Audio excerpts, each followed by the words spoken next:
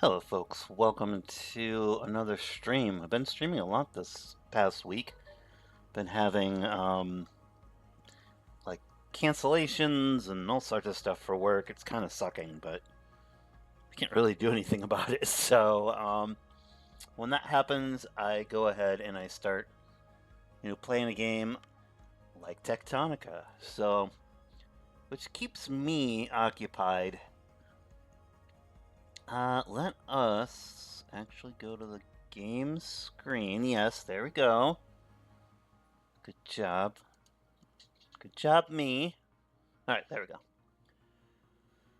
Um, man, I have been trying to record for the YouTube channel. I did some attempts yesterday, and then I did some attempts this morning, and I'm trying to record the Chrono Cross episode and the Final Fantasy 4, 3, 4, whatever. The Final Fantasy that we're doing the one with Cecil, the Dark Knight Cecil, that whole 9 yards. I cannot get it done. I was about 20 minutes into the Final Fantasy episode, and my little foster chihuahua started going to town with barking and just carrying on. It's been absolutely terrible to try to record any of that stuff. So I've been trying to get some sort of content on the YouTube channel. Therefore, I've just been uploading my streams and such. Um, I mean, these are fun episodes, anyways. Usually, so it doesn't tend to be too bad. I mean, I really enjoy them for the most part. Today I'm just gonna do random stuff in the factory here. There's just so much to do at this point. Let's go to Lima. Let's get some of our building materials real quick, and we'll finish up this floor above the hydroelectric power stuff. Oh yeah, there we go. 1, 2, 3. Take all those. While we're here, take a few of these to put into the mining drill thing. We do one on this. Yeah, we'll just pop that in there. All right. So let's go back to what was it? PT X-ray. There we go. All right. Now,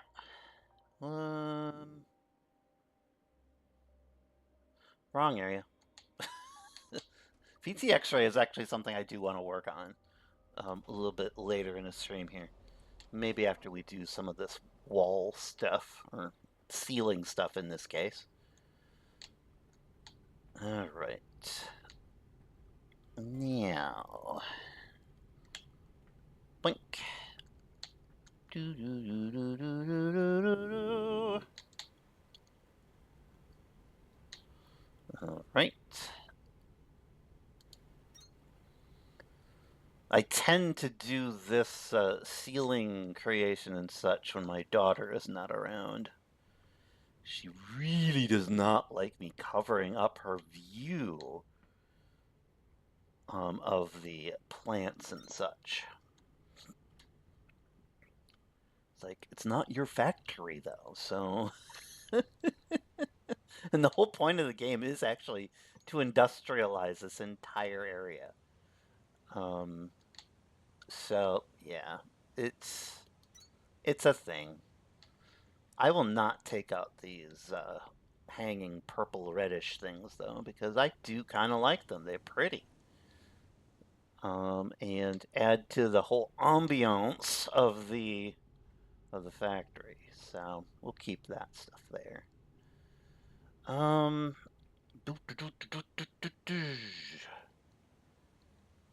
I swear I did not plan this. This is the best thing ever. So we can just walk right in. Whee! To a long time ago, when this was part of a larger world. This actually was where I had a ramp for my research cores. Now it just ends right here. Nothing there anymore. Oh, there's something way the heck up here.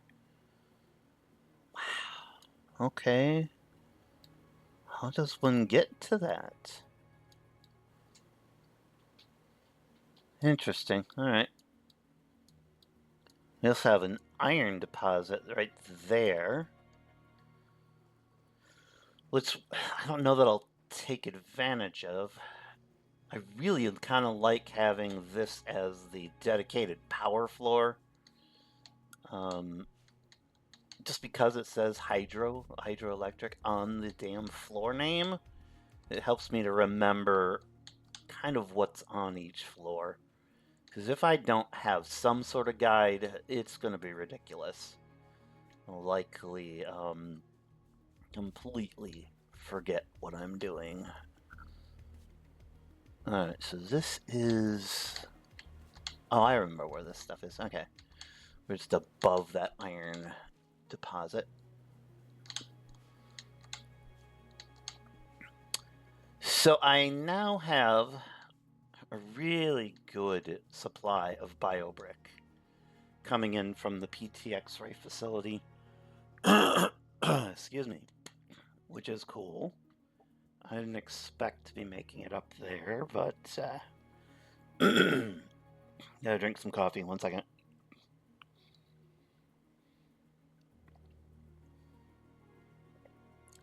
There we go.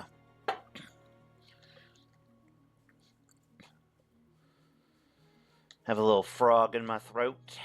Not fun, but it is what it is. So one of the next doors I would like to try to open is over here. Don't need a ton of stuff. We need monorail track, which we can get. We need to make advanced circuits, which, ooh. Oh, we need 220 of them, though. We only have 100 of them. And I got these from a box, so I will put those in here. I do not have monorail track at the moment. I'm pretty sure I can craft it. Man, I do want to use monorail stuff. It's just, man, this game, the amount of infrastructure that you really need to make to be able to have a decent factory, it's really insane. Just a lot of stuff that you really need to make. Which is fine. I mean, I've already got like almost 500 hours now. By the time I'm done with this playthrough, I'll probably have 1,000 hours in this game.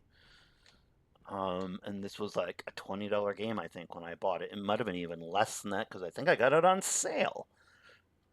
Insane amount of content. And it's fun content, which for me is a rarity. There are very few games that I sit there and just go, wow, this is so engrossing and enjoyable. I was watching somebody do like a little bit of a review on this game last night, and they were saying that you can't get the recipes for any of this stuff. I don't know what they're talking about. So, okay, if you're looking for the recipes for, like, okay, smelter. We've got, you read the center, smelter. Shielded furnace. Capable of smelting all ores into ingots. Alright, so what do we got? Continue reading. Ingredients. Limestone. Copper components. That's the recipe. Raw materials. 96 limestone. That looks like 60 copper ingots. That's the recipe. I don't understand. And in the ingredients thing, it also has how much time each little thing would make or would take. So I'm not exactly sure if they just didn't see this or recognize that that was the case, or maybe I misunderstood them. But that's for every single item in the game that you have unlocked. You have the ability to see both the assembling recipe and the base crafting recipe. So the ingredients one, everything under that you put into an assembler and it'll make it for you. The raw materials is what you can, it even says underneath, it says can craft. And that is something you'll do in the, you hit the tab button, which we're in the crafting menu too. And then you would just click on it. And it'll even tell you, like on this little schematic screen here, it'll tell you how many you could make if you so desire to make them by hand, which you can do. Nothing wrong with doing that. It's just a little bit more labor intensive and also uses more than its fair share of ingredients, which is not the best thing in the whole world. That being said, you definitely have to do that every so often. At some point, we need to make another core home consolidator thing. Core management is important. We have finally, we've maxed out our blue science. So maybe that should be something we do. We'll zip over here and, because I still have not unlocked the entire tech tree. I don't think I'm even close. Well, I think I'm about either a third or fairly close to a halfway through. All right, let's look for core consolidator. Oh, we can actually make one. Core composer. I was think consolidator or something like that. It's a core composer. Let's build one. So now we're just gonna build it, la di da di da, and I'm hoping it's going to fit in this space. It honestly should, but you never know. Sometimes this just doesn't work. They did change the game a bit. I think I mentioned this in the last stream. The core composers now only go up a set amount. I'm not sure as to why that's a thing, other than maybe they've been watching people's videos and saw that, hey, you can use the core consolidators as a great way to access like all the way to the top of the map if you want to. Especially if you're doing the purple ones, because those you can make fairly quickly. And I actually had a core composer stack all the way to the top of this particular waterfall when it was in the original version of the game for early access. I always think pre-release, early access. I guess they're both true to say.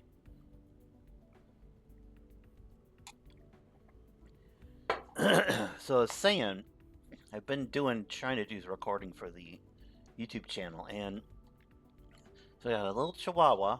He's like 15 years old. He's like Yoda. He's aged. He was in a meth lab, so we got him rescued from Ohio.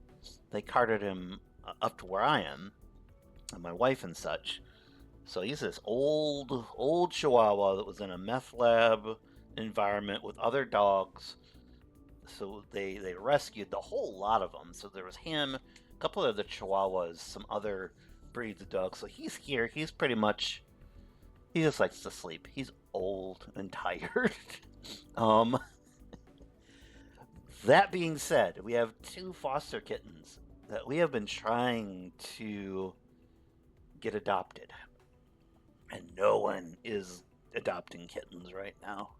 So these guys came to us as kittens. They'll be, I think, pretty close to getting to almost a year. We've had them for a very long time now. So they will be probably a year old before we actually are able to find them a home of some sort. That being said, the interaction between this old Chihuahua and those kittens is funny. Um, it's loud though. So what'll happen is the kittens are running around, and this little Chihuahua, this old man Chihuahua, will start barking happily and excitedly, and will try as best as he can to chase said kittens. He can't go very far. The poor guy, he just kind of goes, runs a little bit, and then just like, nah, I'm not doing this. So he's never gonna hurt them. In fact, he's been really close to our adult cats, and no problems. He'll look at them. He might bark at them excitedly every once in a while, but he's not looking to attack these guys. Um, so I've been able to really correct him, and he's pretty much stopped chasing everything. But that being said, when I'm trying to record, I have these guys out because I'm not going to leave them in their crates and such all day. It's really not cool. They don't like it, for one. It's not good for them to sit in their crates. They have to learn to be in a house. That's what the whole point of us fostering these creatures is, so they learn how to be in a normal house environment. So, yeah, I've been like 20, 30 minutes into a video or something like that for these playthroughs that I'm doing of Chrono Cross and the Final Fantasy game, and boom, there'll be an explosion of barking and carrying on. And you can't get mad at the stinking animals. They're playing, they're having fun. They don't know that, oh, I'm making a YouTube video. So they don't probably care either. So yeah, I can justify doing. Look, I'm not doing any voice acting in this stream, so it's a situation where I can be interrupted. I also had, when it wasn't the dogs and the cats and all that fun stuff, I was getting calls, which are work related. Sometimes it's my wife needing to call for me to do stuff in the adult world. So, yeah. I'm going to be on pause probably with those playthroughs for a little bit. I hate to say it, but it's true though. I might be able to get them an episode done later at night, which is definitely a possibility. I could do that.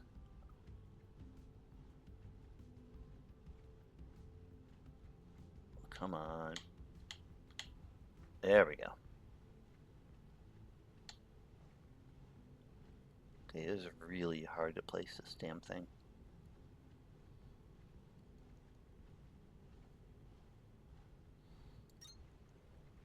Oh, thank you. We've perfectly lined it up. Yay! Hallelujah! Alright, good. Core consolidators, for whatever reason, I want them to be lined up pretty well. Alright, so now we need to curl this around and put some inserters here, and then we'll be able to start working on the next tower.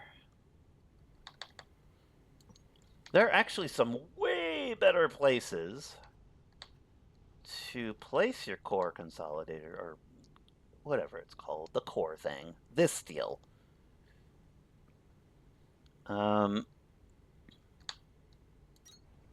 That being said, this is fine.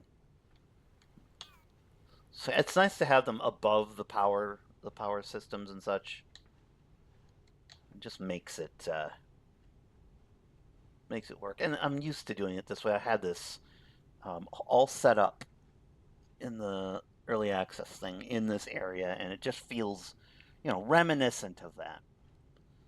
We do not, however, need to use the fast inserters or anything like that. This is not a fast process of any sort that needs to happen. 1, 2, 3, 4. 4 of the slowest inserters we can use right there. We'll do these. Because, yeah, this is just the overtime kind of thing. These are actually being made at the base level in, what is it, Lima, I think? The place you first spawn into. These are all being made. Very slowly, but steadily. And the purple ones, well, they just go to town. But you need purple ones to make blue ones. So you need to keep still making those purples.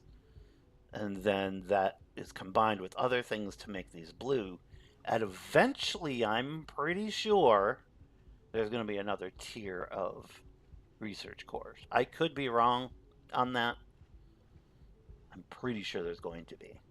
It just seems like it. There's a lot more on the tech tree that is just completely locked. So I think there's another, maybe 1 or 2 research stations to unlock. Not completely confident on that, but I think it's probably a very high likelihood. Okay. We do have that iron deposit, which I don't technically need. Might come to it if we start building something else in here, but for the most part, it's going to just be this power facility and expanding this. So I should be able to get probably 2 or 3, probably a set of 3 more water wheels on this thing, which will afford us, I think, another 10 crank generators, give or take. Right now I actually have 11 on these and it's working. So we can probably get away with 11. Once we get that next set of 3, I would say 22. And we've got enough room. Well, we will have enough room because we'll make enough room to just line them up here. And once we have the level 2 crank generators, it's the power generation is going to go through the ceiling. Something I would like to do. Let's go to the accumulator area. We're going to go to storage. Blink. Storage, I have changed up a little bit.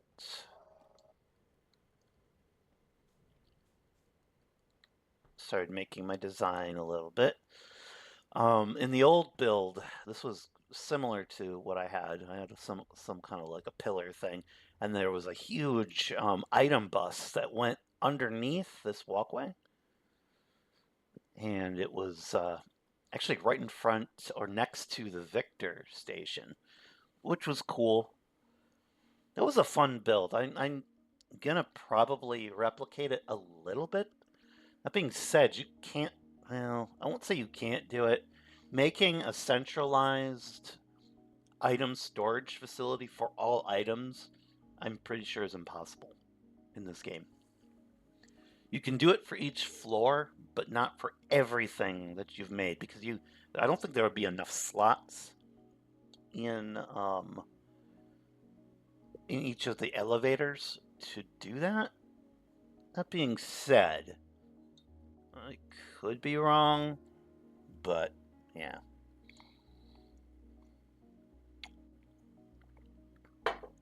I'm pretty sure I'm not wrong on that.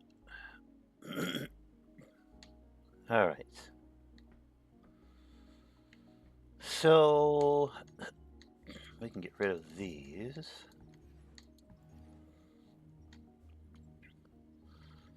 Really need to make a nicer looking place. This is just crappy. Well, and I don't have walls at this point. Main thing is we want to at least fill this entire area with accumulators. Let's see what we need for accumulators. A kindlevine extract, which we have a little bit of that. Copper frames and electrical components. All right. Lots of copper for this particular recipe. 134. Jeez.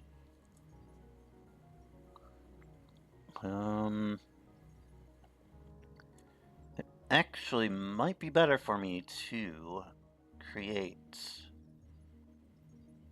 an accumulator system here. Kindling extract's pretty easy to get. We would need a thresher and like 2 planters or something like that. Although I think I might have kindlevine extract being made somewhere else that I could probably cart it up here. But I do need it for... I need it for fast inserters.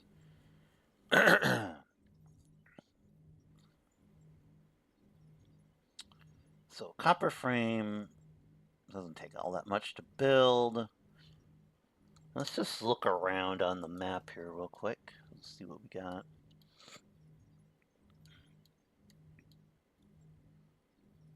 I believe that's a node of some huge thing.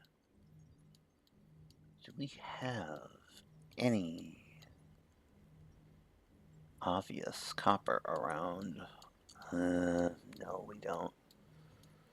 So we'd have to bring it in, I guess, which I'm not a fan of doing.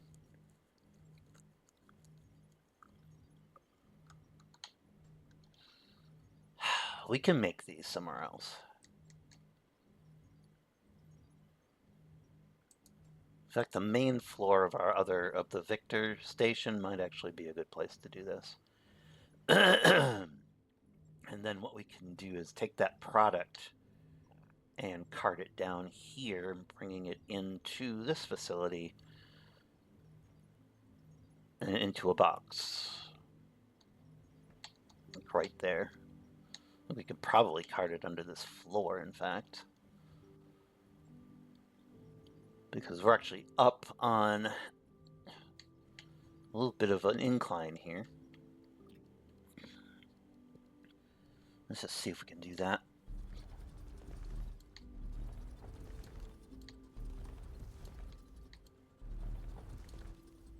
Yep, we can actually. Yeek. Although, we can't get all the way there because there is water underneath this thing. We could, though. Could bring it under the floor, though, I think. There we go. Take that. Yeah, we could bring it under the floor if we want.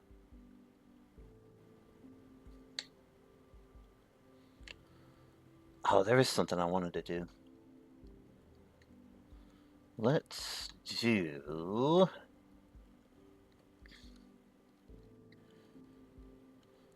Get my decorative stuff on here, so let's do this.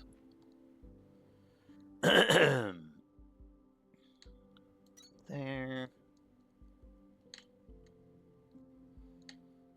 There. And... Doink. Awesome. Alright. We can...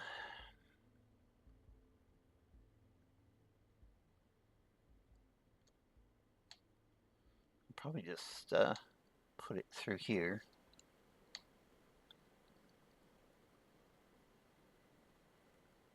And I think it'll be down far enough. I think it'll be down far enough that we can put a... Oh, what do you want to call it?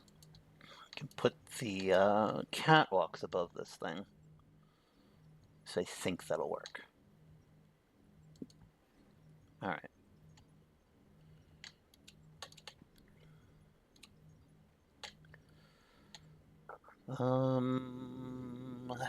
We'll put a little level 2 thing.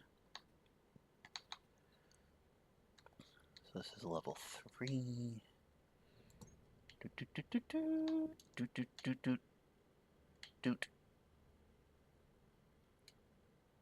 Alright, we're not going to be able to do that right now. Need to clear out some stone. Alright.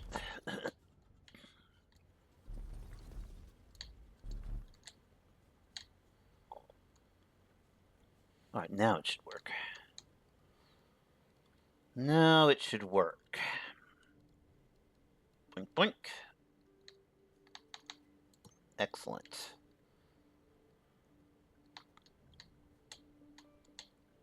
Now remember, when you're doing your... I've not seen very many people actually do this. I don't even remember where I learned it.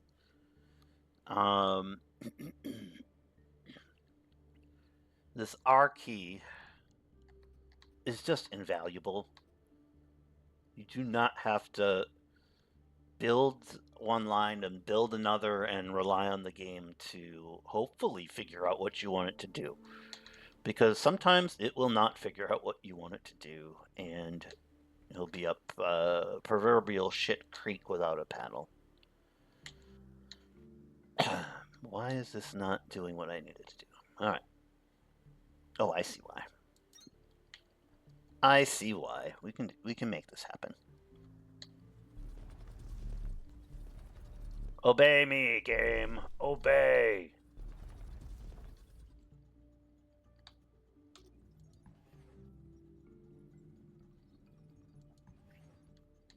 Alright.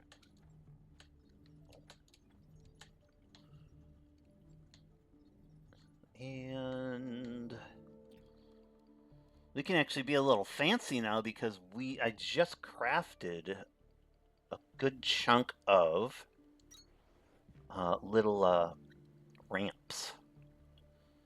So, did it last night. My daughter was watching me play, and I was like, oh, hey, let's craft some stuff. And went ahead and did this.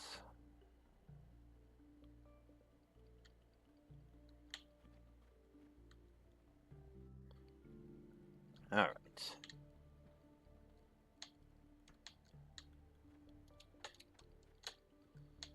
Do we not have a ton of these? Apparently not.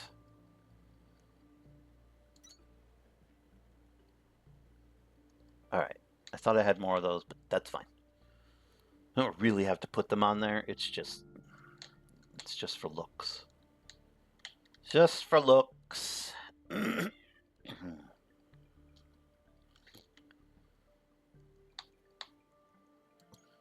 You may hear an occasional meow every once in a while.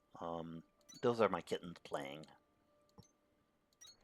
And yes, they really are playing. Not fighting or anything like that. Cats in their play actually do what is called play fighting. So.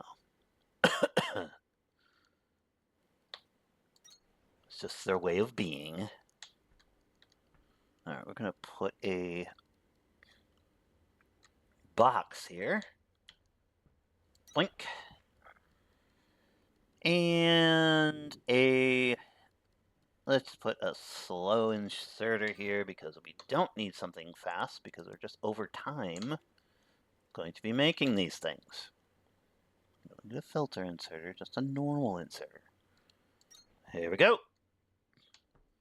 So, we now need to choose a place to create the accumulators. That being said, I would also like to decorate for a second. I can put that there. Decorations. Since the lights don't actually cost any electricity, we can actually put as many as we want in here, and they really don't mess with the performance in this game. I was having a little bit of performance issues in the beginning when I first started the game, and then I turned off VSync. just adjusted my resolution a little bit, turned off the VSync, and purrs like a kitten now. So, I'm not sure why that's a thing, it just is. I think the VSync somehow, since you're messing with resolution and I think it's actively trying to change your resolution or something like that. I think it uses a lot of processing power, I guess. So I think that's why I had my fan was going, so it was just constantly going. It was pretty crazy. But problem solved, fortunately. How many more do I have of these? All right, all have enough.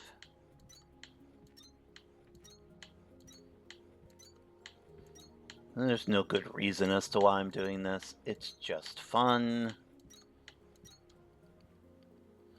It's just fun.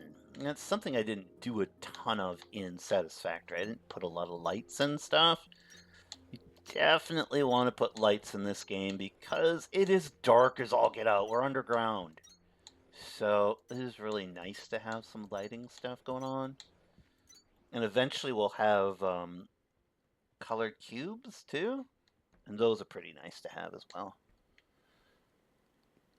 And I will say, the lighting effects are good. I do not have this on high graphics at all. I think I've got it on like medium settings or something like that. Not that I couldn't put it on high, but when I'm streaming, it's a lot kinder to my computer if I would go on medium and be streaming at the same time. And be kind to your computer. It's an important thing. I use mine for work too, so yeah, I kind of have to be nice to it. That being said, yeah, I don't know what they did, but they really, really, really improved the performance of the game between early access and the full release that we have now.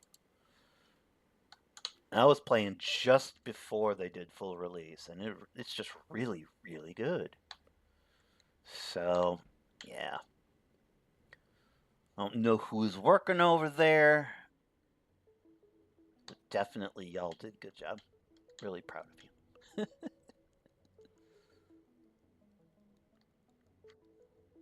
All right.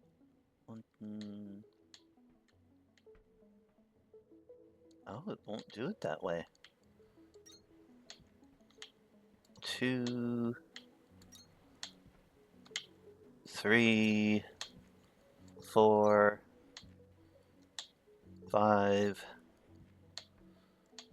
6, 7, 8. Put 8 on this side as well. 1. Oh, crap. 2, 3, 4, 5. It's like a Sesame Street thing or something like that. We're counting, or Daniel Tiger. It's more Sesame Street though, because you got what was that? The count going 8 wonderful catwalks, all that good fun stuff. All right, now that we've done that.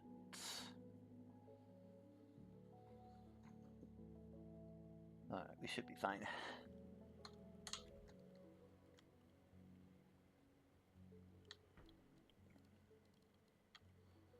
All right. Yeah, it looks cool, right?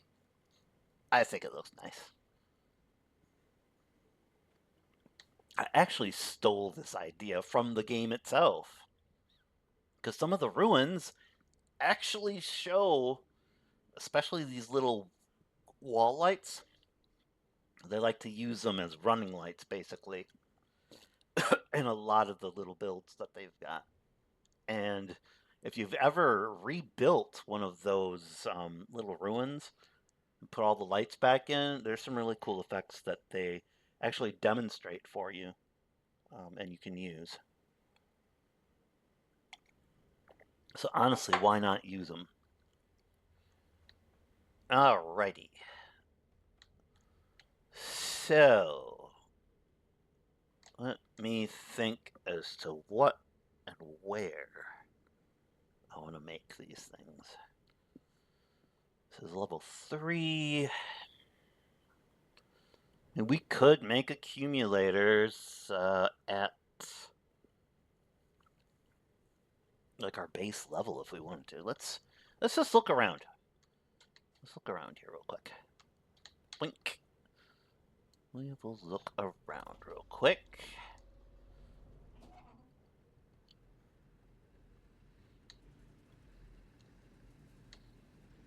Where, oh where?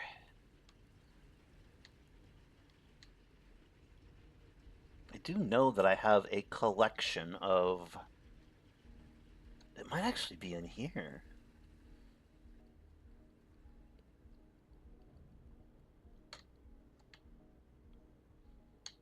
Is this sending?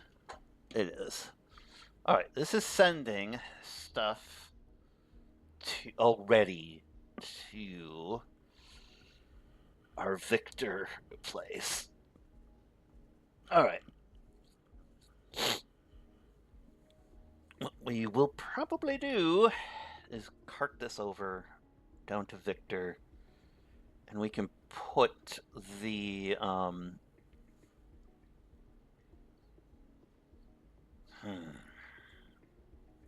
can make the production there, I guess, and then cart the accumulators back up to level 3.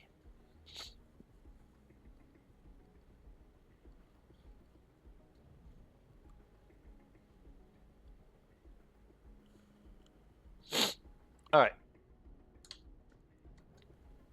Alright, let's go down to Victor. While I'm here, I will stick a few more of the plant matter frames into the drill making system here. This is not automated. I don't plan on automating it, honestly. I'm just gonna leave it because I really don't have to. Once we get through all of the ground and such to the top, we're not gonna need to make drills anymore. So I'm just gonna kind of wing it. The next level of drill, once they require me to make it, now it's just been, the game has strongly suggested, which means this is just going to take a longer time, but I don't care. Time is a resource, just like anything, and I don't care if it's going to take forever to get that to work. We haven't utilized everything we've unlocked so far. We still have to do Atlantum ore production. We're working on steel production. We've got a lot of stuff to take on and do before we ever need to make like a level 3 drill bit for stuff. Alright, so Victor. Welcome to Victor. So here's what we'll be taking from.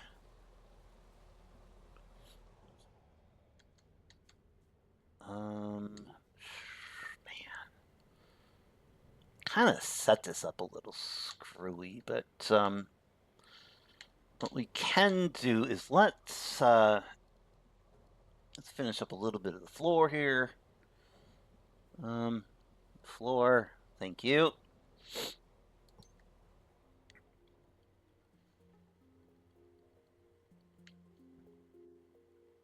There we go. Blink. Awesome.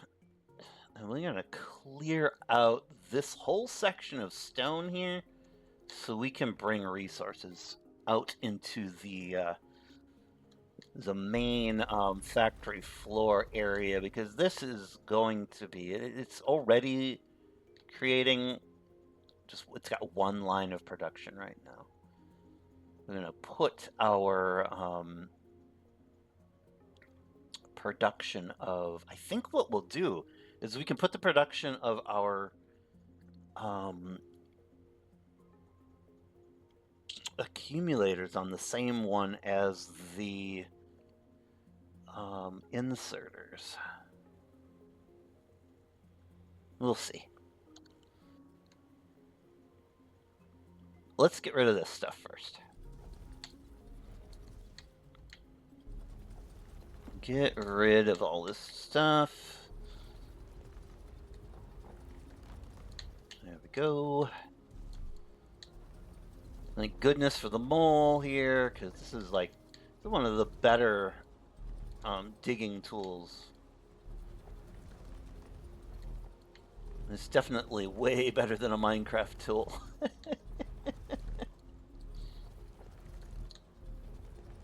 Even Rising World has a drill, but it's not cool like this one. I like me some Rising World. It's a really fun game. That being said, I enjoy this quite a bit more at this point. All right, so that's gonna do this. We need to.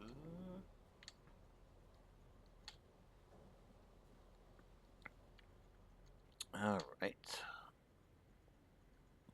What I'll likely do is ship the accumulators through a little spot that I'll use. I'll create. All right. We need to create. Well, we'll do the walls in a bit.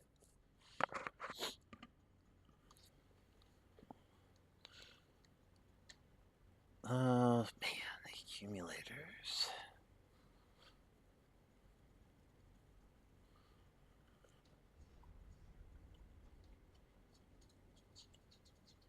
All right, technically we need to do. I don't know if I need to actually make all of the inserters.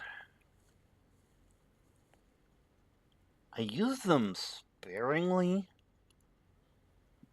Would kind of be nice to have them though. Let's look at the inserter recipes. All right, insert mechanical components. Long inserter. Similar recipe, just more of the stuff. Filter inserters. Inserters and electrical components. And then we have. This is going to be the harder one because we've got to make an inserter. Plus, we've got to make. We'll have the Kindlevine extract. Fun times. And then what do we need for this? Copper frames, electrical components, and Kindlevine extract. All right. This is going to require an entire lane just for itself. Which is fine. All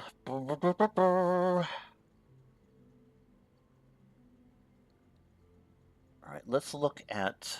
We need copper frames and electrical components. What does electrical components take? Doink. Let's go look at the recipe for electrical components. That's right here. It bugs me that reviewer just was like, oh, it doesn't show the stuff. It's like, yes, it does. I'm a blind person and I could see it. All right, so it takes, 6 copper ingots to make 1 copper frame. Mechanical components? Copper ingots and iron ingots. All right, not hard to make. Or was it? Oh, well, we'll look again. Was it electrical components? It is electrical components. We need 20 electrical components. Jeez. I think they made stuff more expensive in this game. We need copper wire for it. We need an iron ingot and copper wire.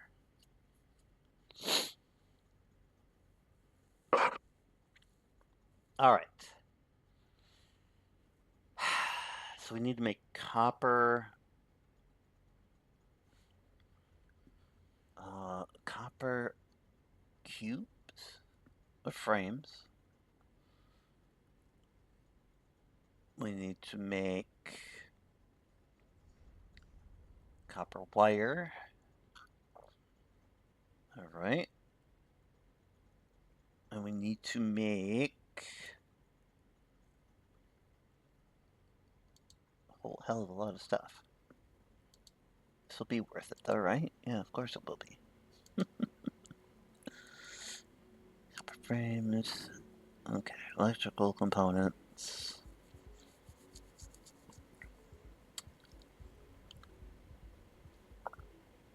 All right. So what I try to do, I want to know where I'm going to be ending. So we can do both. We can do copper frames and store them and use them at the same time. We might not need to do that though. And then the electrical components, that'll actually be pretty easy to do. And then the Kindlevine extract we can bring in. And that'll all be in the third assembler. All right, so let's break this down. We'll break this down. We're going to make the copper frames first, I think. And then we'll go from copper frames. We'll start with the next thing, which will use copper, which is copper wire. Which can go over to the next assembler because the electrical components take copper wire and iron ingots. So we'll do that. Pop that out into the next assembler. And we'll cart over our copper ingots, or our copper frames, and cart over our Kindlevine extract from the floor up. And that should allow us to do what we need to do. All right, so let us make 1, 2, 3, 4 assemblers.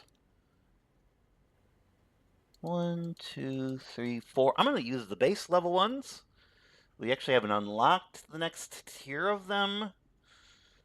Something I've noticed is I have used a few of these because of the level 2 ones because I found them in treasure chests. That being said, they use a lot more power, which killed my power output very quickly. So we're going to be a little bit more frugal, I think, on the usage of that stuff.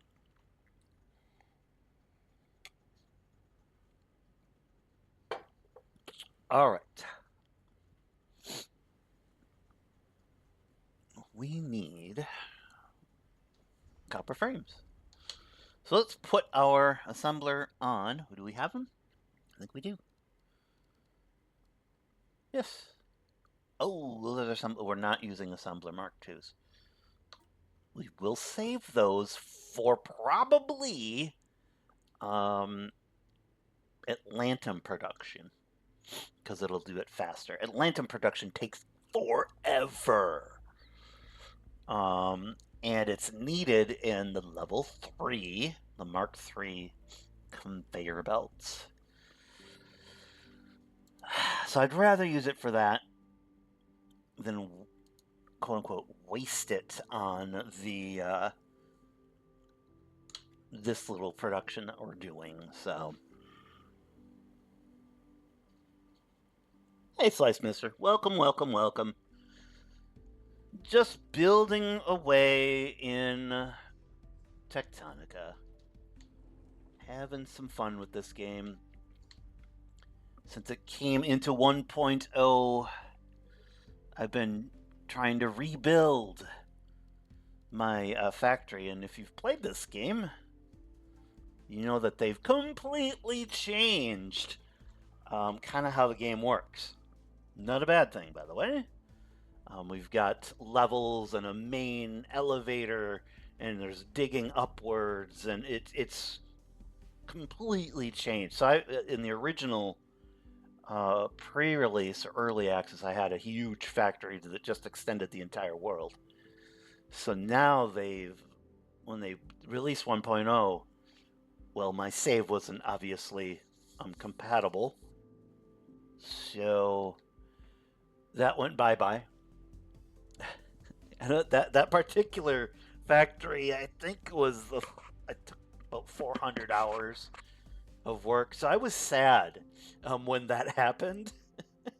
I kind of realized that was going to happen before I purchased the game, since it was early access. That being said, the reality of that hit pretty hard for me. But yeah, I've been back to the game and just been playing it constantly. My daughter actually also enjoys this game, so she watches me as I produce things and unlock things. So right now, I'm making a production line for accumulators. So that's what we're doing, slowly but surely.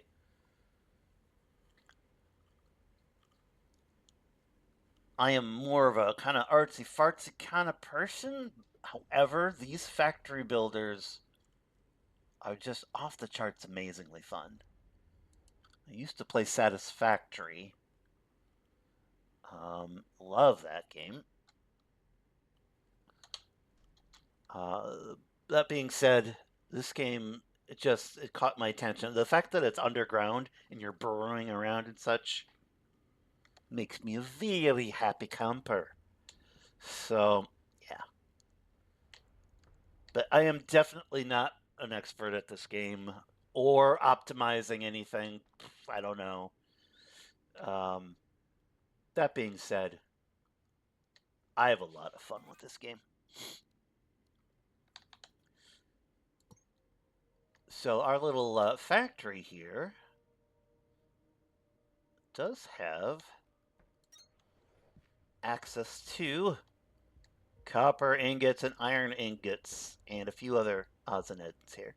But we've got something I've learned from from YouTubers and folks that are playing this game, that you can have, I think this is called a bus, where you have resources kind of just available, and then you can access them down production lines. It seems to work pretty well.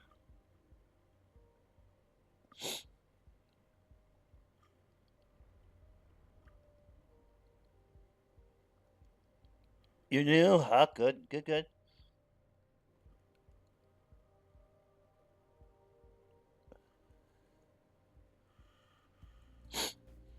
Oh no. Well, that stinks. It's probably a resolution thing. I'll have to fix it at some point. It'll just be cinematic right now. There, it's Techtonica, the letterbox edition. There you go. Satisfactory is so addicting. I still love that game. It doesn't play nicely with my computer all the time. But it's so good. It's so good. Um, I've gotten through the entire tech tree, gotten all the stuff made, have a huge factory, and that was so fun, so fun. These factory builder games are the games I never thought I needed or never knew I should like, and then I started playing them, and it took me a while to really get into it. Like even with Satisfactory, I was like, "This is hard. Wait, what am I supposed to do?" And I was trying to handcraft everything, and that was the issue. The whole point. Once I understood that automation is what you should be doing. Once I understood that, everything just fell into place, and it was kind of nice. Now we need to make. Okay, we're doing that. Iron frames. Iron frames. Copper frames. But yeah, it's these games are they're just so addictive. Oh, thank you so much for the follow. You're at the Sierra. Ah, okay. Sierra. Let me look here real quick. I am at 1 second. I'll do the respawn thing. So you are probably. Oh yeah, you're way above where I am. I am working towards getting to the barracks at this point. And that's going to require, well, it's going to require a lot of time because I'm being stubborn and not upgrading to the level 3. Um, what do you want to call them? The level 3 bits. Because I'm just that way. So, I just really take my time with this game. And then I get distracted.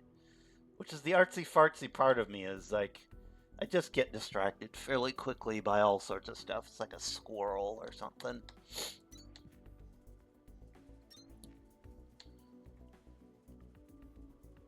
There we go. So now we'll make those. We're gonna need those to go bloop. Probably pop them this way and then all the way down because it's part of the final thing that we need. So we needed those. We also needed copper wire. So let's make another thing.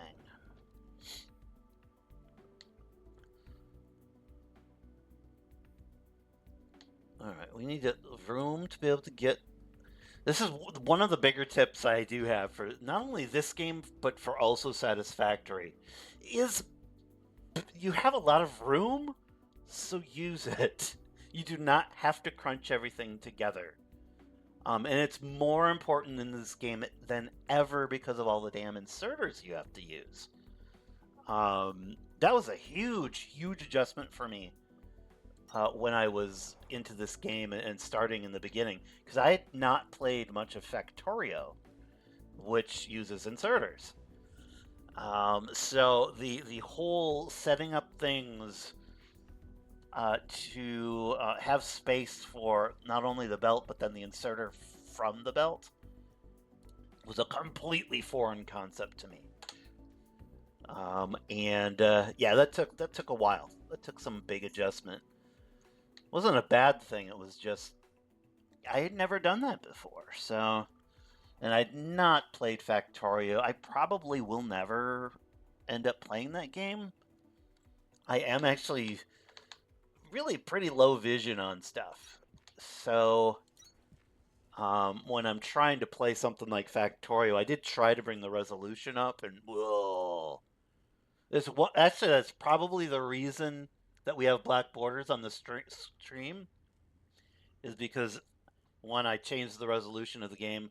Number two, I didn't put on the stream fit to screen, which you can do on the streamy things. I'll try it next time.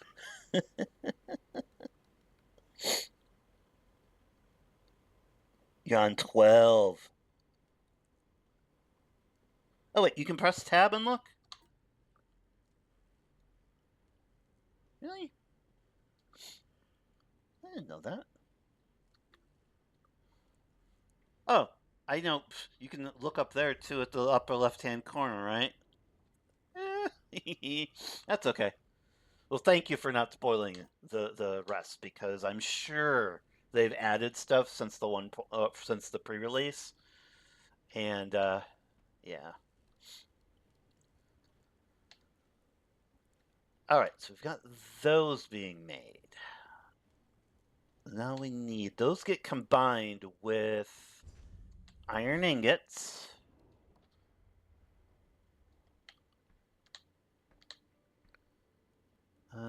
To make. So we need to make iron ing. Well, we have iron ingots, so we can do this. So we can take our copper wire. We're gonna bring iron ingots in here, and that's gonna make our electrical components for our next thing. All right, so let's get that taken care of. So yeah, definitely, and you know this. You've played Satisfactory, so you know to use a lot of room. Just use it. It's fine. There's nothing limiting you really on room, especially in Satisfactory. That world map is insanely large. But even in this, they've chopped it up into these squares. I've already done a perimeter tunnel around one of the square maps, and it's huge.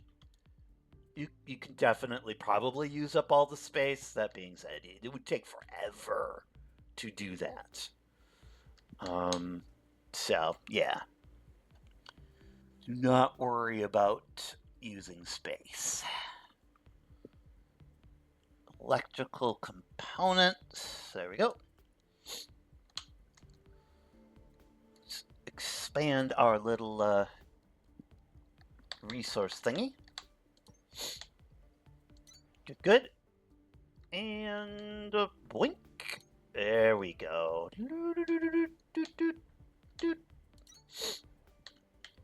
We'll use a long inserter. Oh, I imagine there's going to be amazingly fun stuff later on.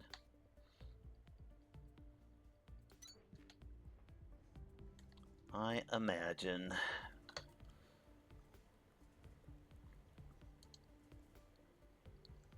I figure there's no way that they didn't add new things to the game. Because they've really changed how the game plays. And they added tons to each of the maps.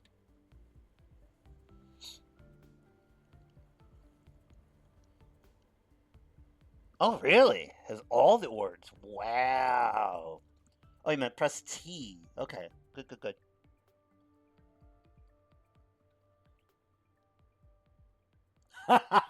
You've got one of those faces. You're like one of those YouTubers that plays Satisfactory that I watch and makes those absolutely. They must have like a NASA computer or something like that to run all of that stuff. But yeah, that's that's amazing. I love it. I would love to be able to do that in Satisfactory, but my computer would explode. It would set on fire, explode, and probably take out half the neighborhood because I think I've got a 3070 in this thing. I got a good amount of RAM in there. It's still Satisfactory is like, hey, I need more. I need more. Um, but yeah, I still have a really pretty decent. I've got uh, several factory facilities around the world in that game, and that are connected by all those really cool little tubes. They don't have the equivalent of those really awesome tubes in this game. They have riding those rails and things. That does not equal tubes. I will say that much. Those tubes in Satisfactory are like the most awesome transit system ever to do stuff. It's just fun. So, but you know, that's fine. It's fine. You can't have everything. But, yeah. Definitely love that. So, streaming this today because my day job, I've had cancellations. Like, my whole morning set of appointments just went poof and canceled. So I'm like, well, okay, what should I do? So I'm turning on the game. I was like, oh, I'll do this because Techtonica and Satisfactory, those games help a lot with distracting me from just or decompressing from job stuff. So I work in the mental health industry in my real life. So these games are just a lifesaver. So very, very nice things to have. All right, so we've got we've got electrical components. We've got those. So these are going to need to come down all the way to the end, I guess. This is going to look a little ugly, but it'll be fine. All right, electrical components. We can put that right next to here, I think. Because then we can put the electrical components there. We can put this, bring that over here.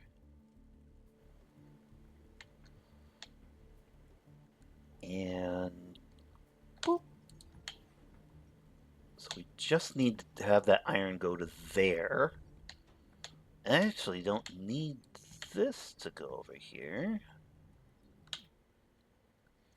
Because that stops right there. Okay. So we need to get Kindle Vine extract, and we have some being created in another level, in our base level. And we need to get that over there and that. So we've got both of these taken care of. Let's go ahead and I'm going to put our assembler a little bit over, just a bit. I think I could use a long inserter to get this to work. So let's move our assembler ever so slightly. I'm pretty sure a long assembler will do this for us.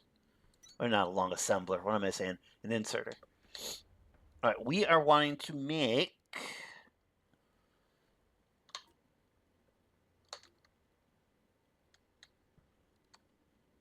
boink. We are wanting to make accumulators. Boink. All right. One of the good things about this game and then streaming it is I actually talk my way through it even if I'm not streaming. I'm a verbal processor, so I have to talk through it. Just to keep it all in my head.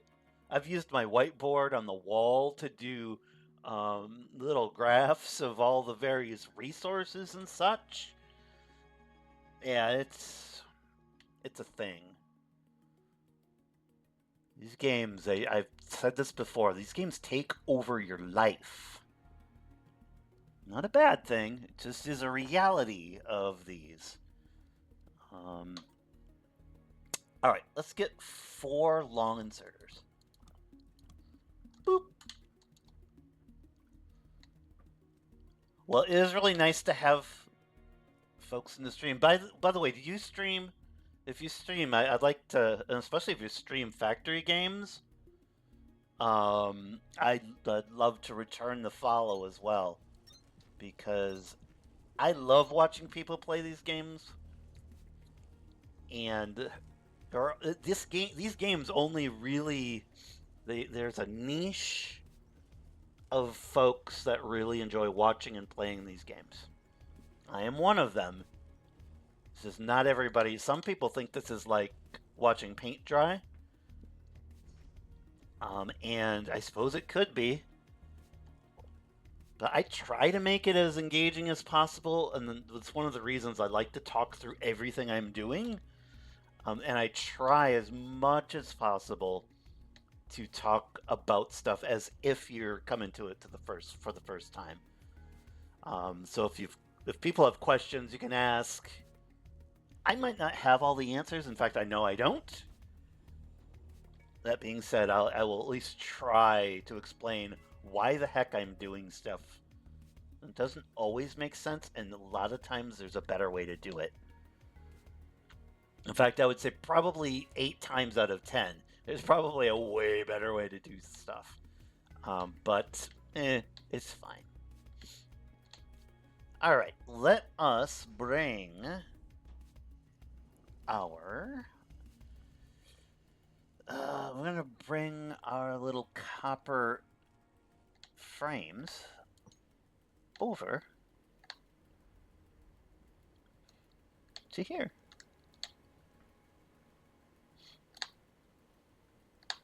Boop, boop, boop, boop, boop. Copper frames. Oh, crap. Dang it. that was my fault. Oops. That's my phone going. And it tells me it's a spam risk. So we're not going to answer that phone. I do, since I am technically, it is a work day. I do actually still answer my phone, obviously, and answer any various phone calls and or emails and all that good fun stuff. All right.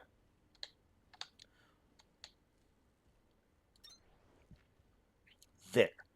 One of the cool things I will say, and you probably know this already, is I don't see a lot of, when I'm watching YouTube videos of this stuff, I don't see people doing it. You can, while you're doing it, like laying down your belts, you can hit the R button and turn these goobers and just go wherever you want. And then if you want to reset, you hit Q, and it'll bring it back to another area, to the last step you made. It's really cool. So you don't have to do the whole, okay, I'm gonna build this. Oh, now I'm gonna build this.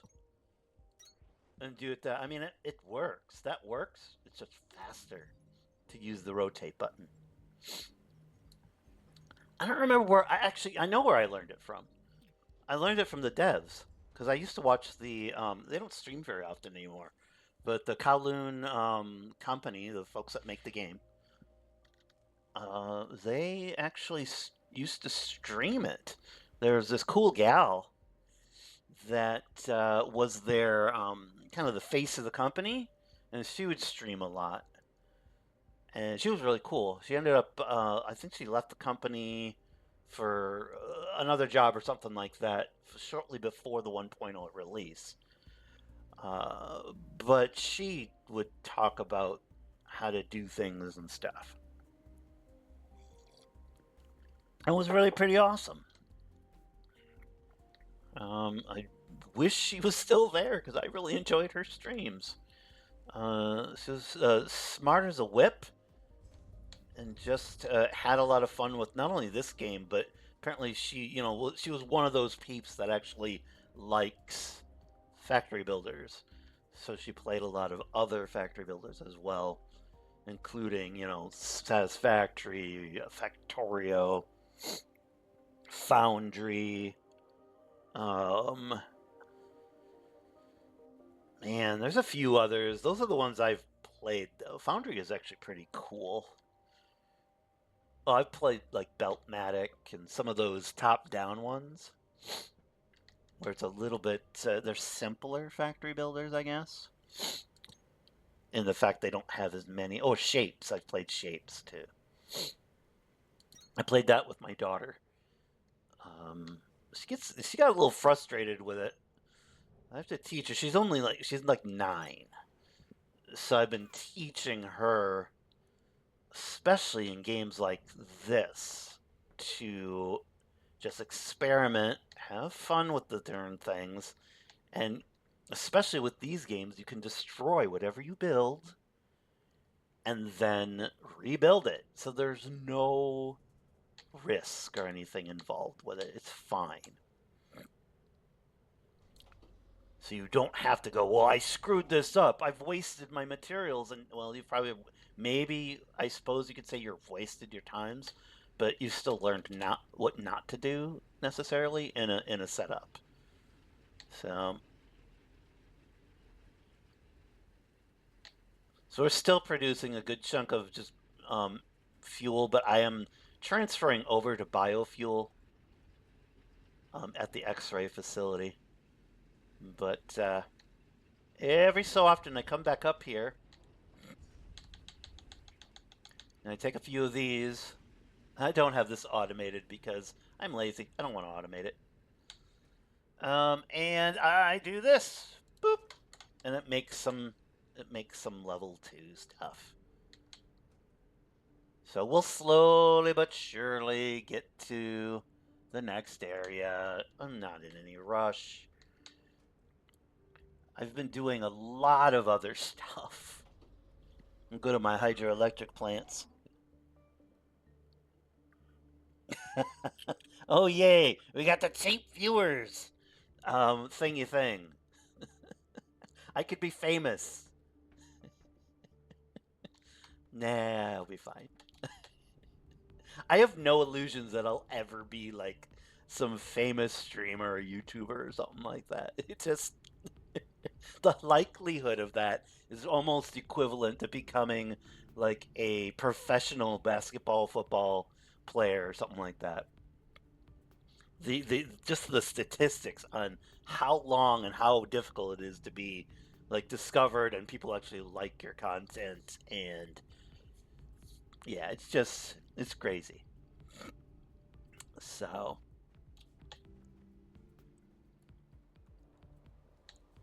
and honestly, the folks that are really popular are, I can see why, especially like the streamers and YouTubers.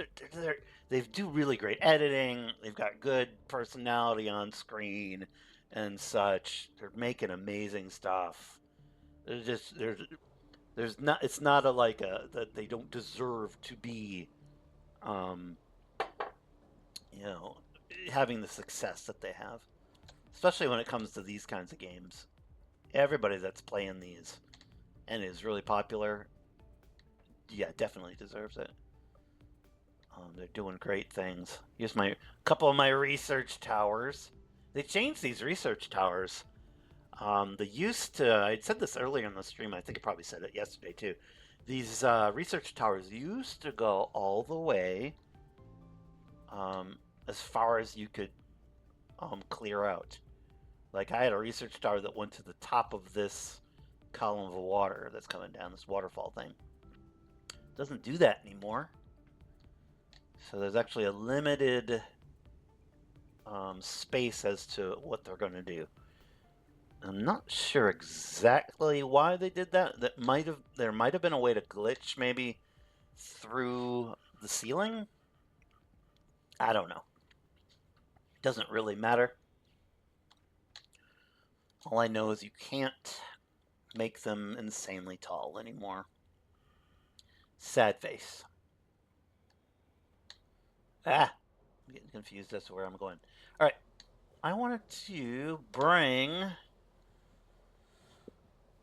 the Kindlevine extract. Let's go back to Victor. We will need a filter inserter, but we also need to bring this particular resource in. So, all right, we'll bring it next to the fuel line. Eventually, I'm going to change all this over to. The nice thing about using some of this old stuff just for fuel is you get rid of plant matter. Plant matter I can turn into biofuel, the bricks and stuff. However, this is, especially these things, It's a waste product, quote unquote, from the threshing process. So if I can have some system of just getting rid of some of this stuff, it's really nice. And eventually I can build a system to really en masse get rid of that stuff, but early game, it is a pain to get rid of some of that stuff. Fortunately, if you plan half decently, you can get rid of it via other production systems and all that good fun stuff. But it's one of the cool things about this game and other games like this is the using waste products of one production process to actually fuel and or supply another production process that is on another resource that you're trying to create. Oh crap, that's not what I wanted to do. Well, it is, but all right.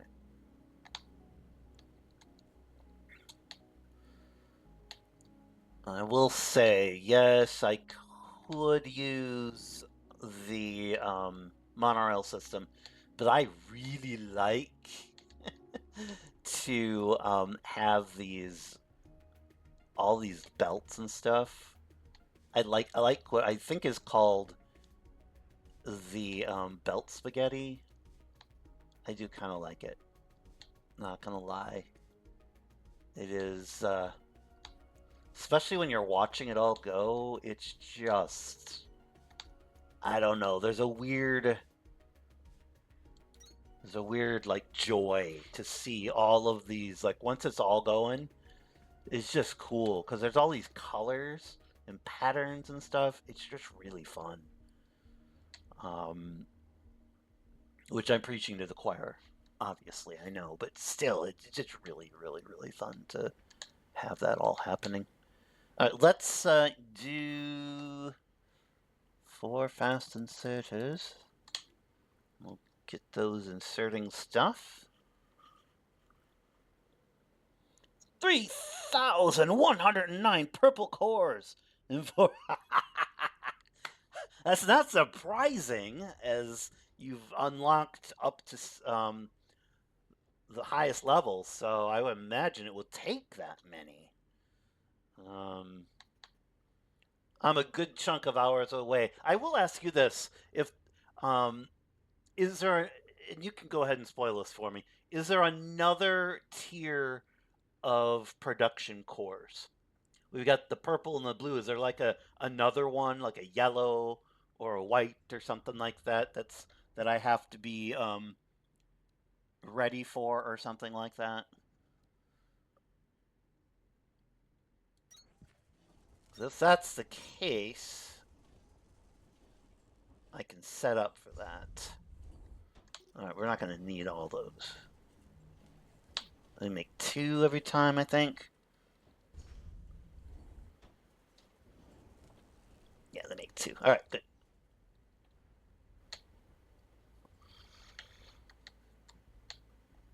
All right, do that. We're gonna do a fast inserter here. Fast inserters. Do. Fast inserter here. We'll do a long inserter here. We gotta make one real quick. This is the only time I think I should probably mass produce these inserters, but I'll do it later. One thing I did do is this is not completely vanilla. It's not modded at all. It's just I did turn on unlimited ores for each of the nodes. Limited ores creates anxiety for me. Even though there's so much, I know you probably would not in a lifetime probably run out. It just creates anxiety. So once I turn that off or on or whatever, I was just able to very much relax and just enjoy the game. So It's just one thing. So I guess that's my one way of slightly cheating. Although Satisfactory has unlimited ores, and it's not cheating in that game. So I'll just go with it. That's my story. I'm sticking with it.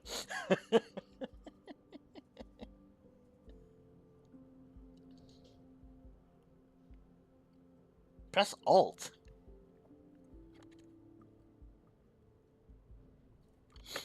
Alt. Oh, I should press T. Let me press T first. Alt. Oh! Oh! What? What? No.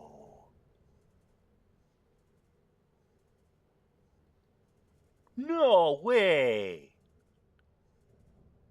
Well, that's cool.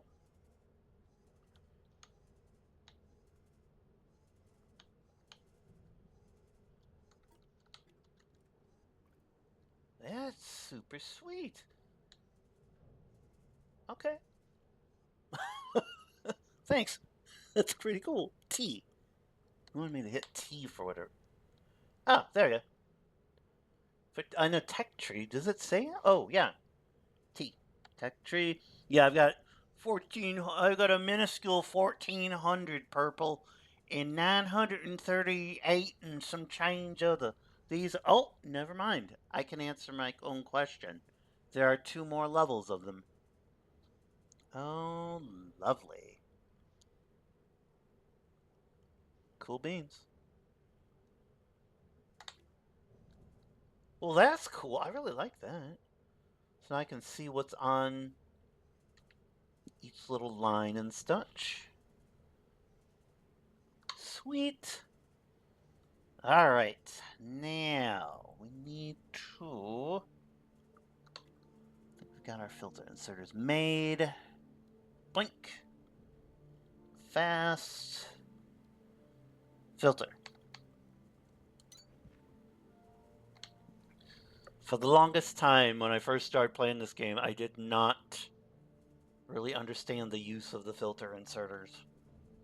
I don't know why either, because I figured it out in Satisfactory, but yeah, it was just not clicking, and I finally like used it and was like, oh, that's how that works.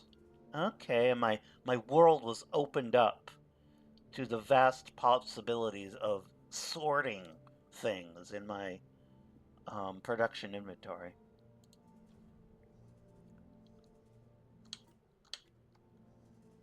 All right, I got that going now.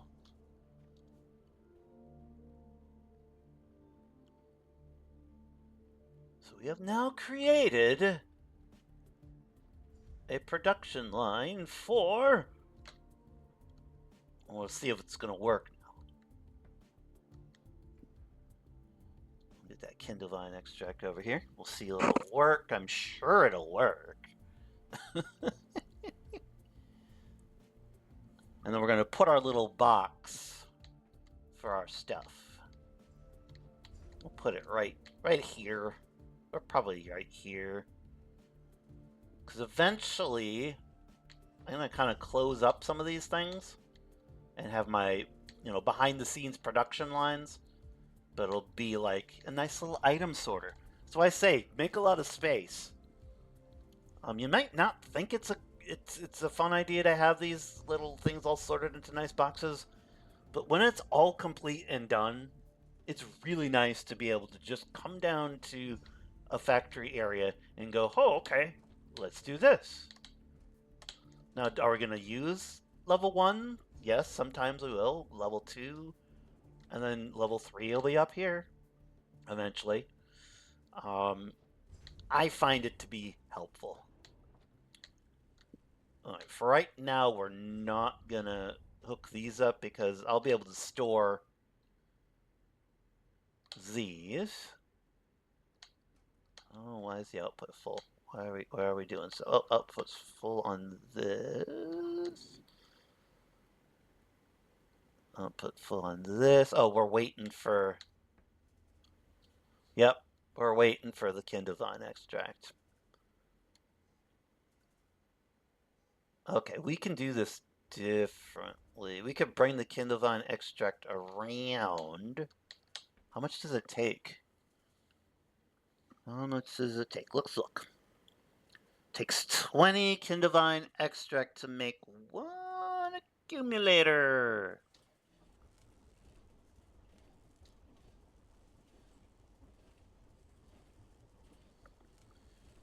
Okay, well, eventually we'll probably beef this up a bit.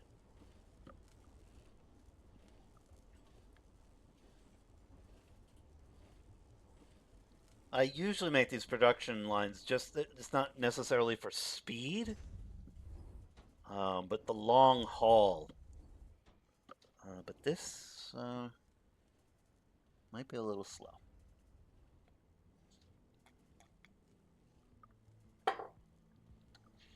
I don't want these to drain from that. Oh, what is it? I don't want them to drain from the thresher that's on the first floor too fast.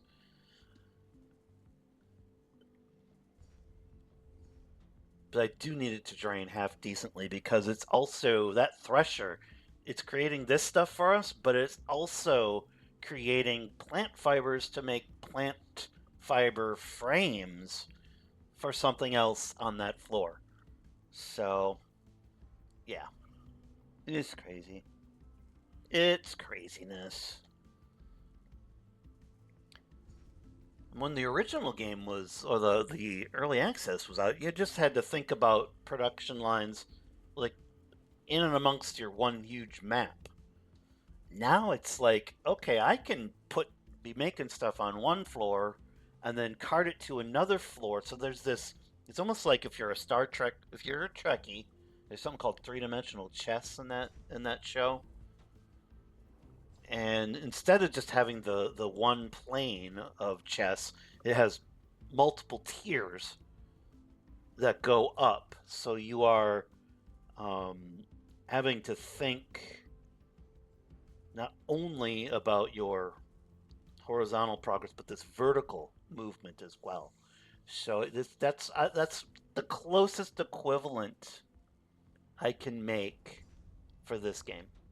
Is that, yeah, it's three-dimensional chess, and that's an enjoyable thing.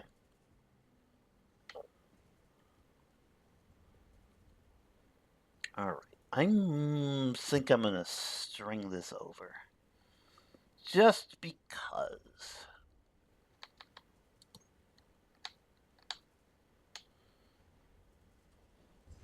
Um, I'm gonna just put some standard inserters here. I don't need this to go fast. 1, 2. Doesn't need speed. It's just making accumulators because my next huge deal is I'm gonna clear out the an area for the accumulators so we can have power storage. It's just fun to accumulate power, and it's, well, as you know, it's a requirement for some of the research and such. So we're gonna make sure this is all working. Let's make ourselves a container.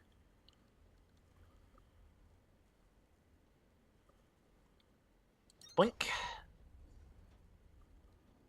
I was really sad when I was happy and sad at the same time when the when 1.0 came out. Because I was like, wow, this is cool. And then I played it and everything was different, and I knew that the save was not going to be compatible with the new version of the game. It still hit like a truck though. I was like, whoa. This sucks. All my time, my beautiful factory. I can't say goodbye to it even because it won't even load into the old save. Eh. Um, yes, I'm dramatic, but at the same time, it was a lot of amazing time and effort that I put into that thing. Um, it was also the game, the factory that I was playing with my daughter at the time. And we had a really fun time building it. It was one of the first times I've ever made an item sorter in a game, which I would actually like to do at some point in Satisfactory. Because I've never, ever made an item sorter, like, of all the items. I did a slight downgraded version of, like, just the basics, you know, like ingots and bars and rods and things. All those basic things I did make an item sorter for.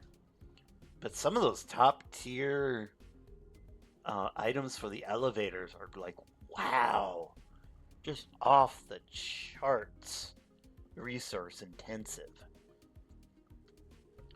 So eventually I will make one of those. That will be a quest in and of itself to do. All right, we are making accumulators. Yay! Now we got to clear space for got to clear space for the accumulators. Oh, actually, we can take the ones that we've made already. We'll bring those up real quick.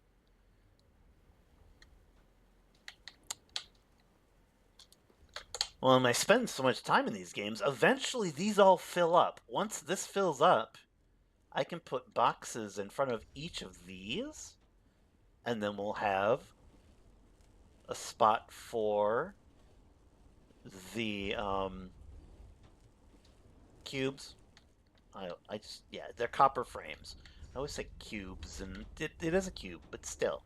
Then we'll have something for wire, and we'll have something for electrical components, because we can pop them out of the front here. So we'll have boxes there. Now, the one thing I really, and I've asked before the devs, and something's really difficult about it, so they can't implement it. But signs would be so nice, even if they incorporated them into the boxes. So on these boxes, you could label them. So I don't need signs that I can put anywhere. If they could, I could use boxes to do that. Be perfectly fine with that.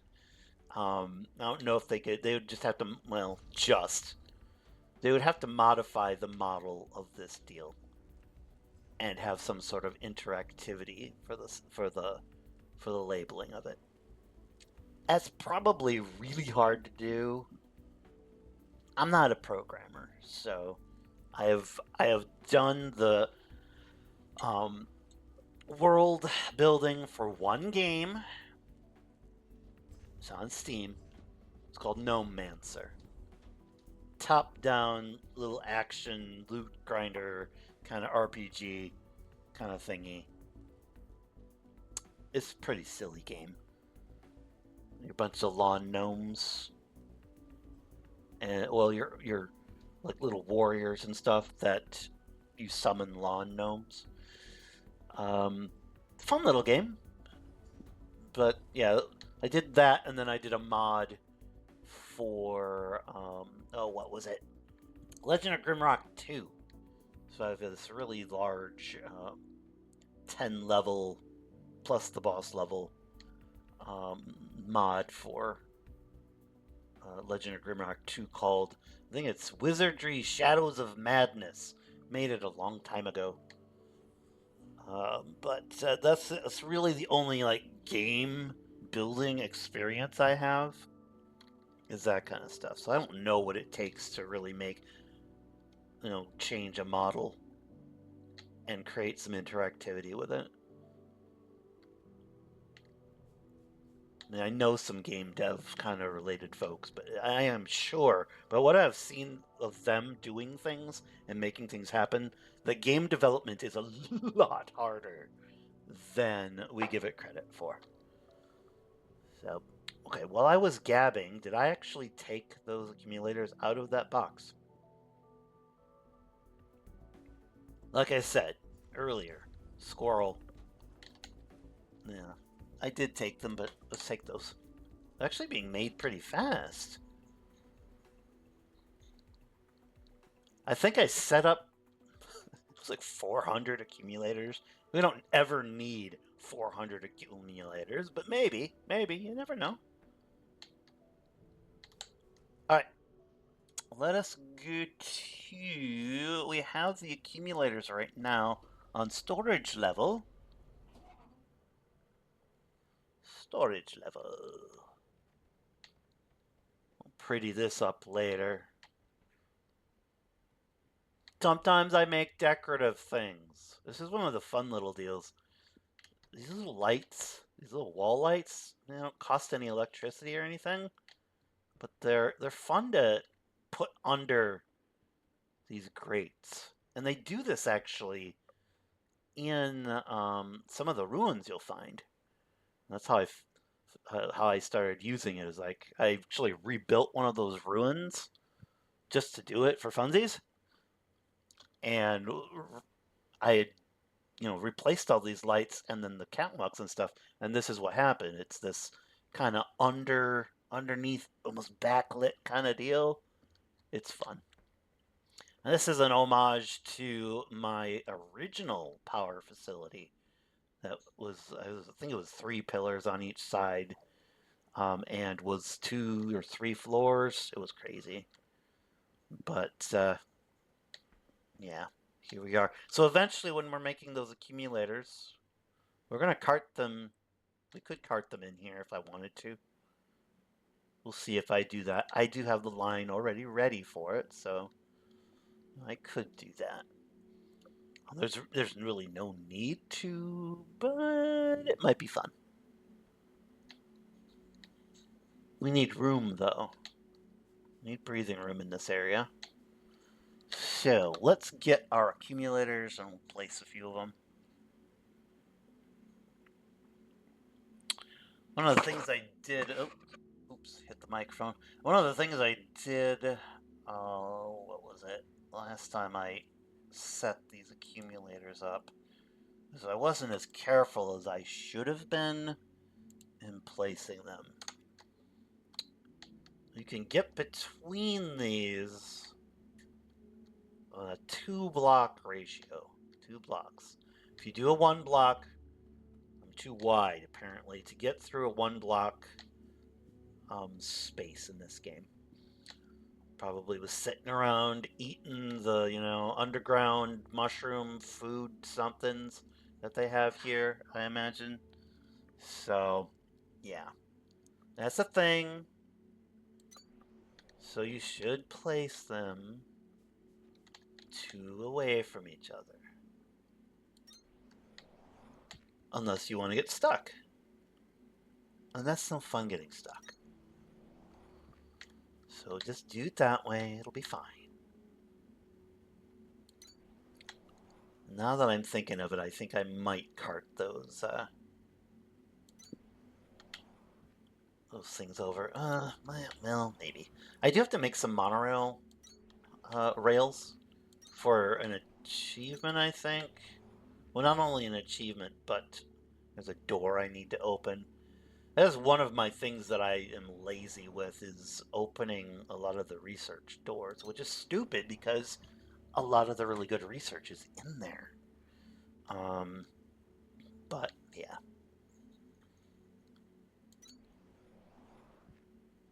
I mean, I was sitting making, once I unlocked water wheels and the crank generators, that's all I was making for a good chunk of the time. Because I wanted to automate my power grid and not have to worry. Because I'll sit here and just build and build and build and build and build for hours. And then suddenly I'll have your power is insufficient and the whole world's going to die or something like that. And it's less dramatic than what I'm making it. It's similar to that, though. So I just create this big, huge power grid. Fortunately, I go around and I like searching for the treasure chests. So I'll get those and get, the level 2 crank generators, which are vastly superior. Like, it's almost in a funny, memeish way as how much more superior the Mark II crank generators are. I mean, it's probably, I don't have, it's probably around 8 to almost 10 times more charge that you're getting out of those things. It's ridiculous. It's not exactly 8 to 10 times. But I know this much. With normal crank generators, tiny small number. With level 2 crank generators, big huge number. So very, very satisfying.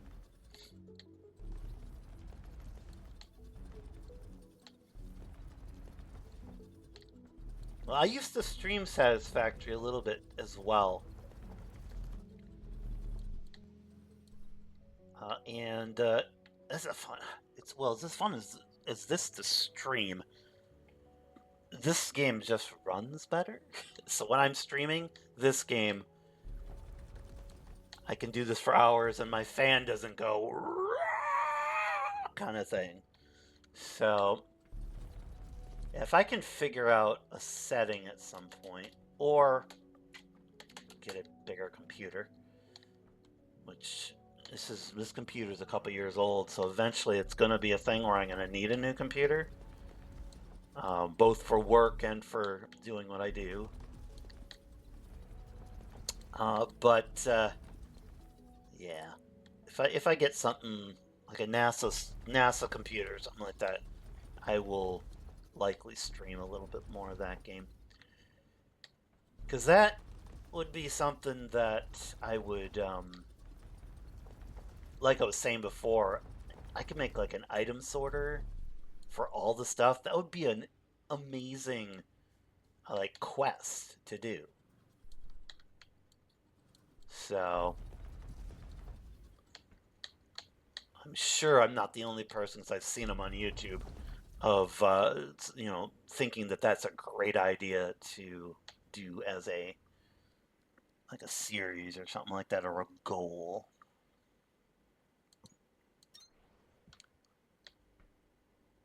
I'll say that game taught me a lot about. Well, it was my first like big factory builder I ever played. So that taught me a lot about not only the fun of these games, but the utter frustration sometimes that can happen. Satisfactory. I think Satisfactory is more challenging than this game. At least what I've experienced so far in the early access stuff. Um, Found that like fluid dynamics and balancing of like coal production and intake and output, and it's more involved in that game, in my humble opinion. Not a bad thing. It's just it is what it is. This game has a lot. Well, yeah, it is a lot less that you have to mess with. There's at least in the early game here that I've gotten to. I mean, there's one type of power, hydroelectric. Once you've figured that system out, which isn't hard to figure out, you're done. You've got, what is it, biofuel in Satisfactory? You've got coal production.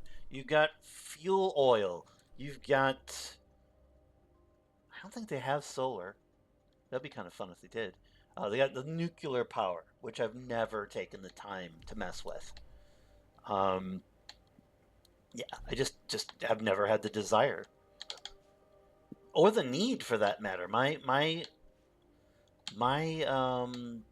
factory didn't really require nuclear facilities, so I didn't even bother with it. Maybe someday I will. But yeah, it was too much of a pain in the butt. And nuclear power in that game, like in real life, creates nuclear waste, which is no fun to have. Who wants nuclear waste in their world? All radioactive and nasty. Yeah, not a thing I want to deal with. Something I should be producing in this game is the coolant, the Shiverthorn coolant or whatever it is. Yeah, well, ho hum.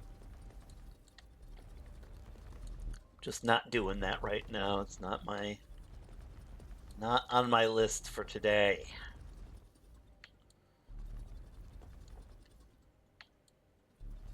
pretty sure that coolant's fairly straightforward. So.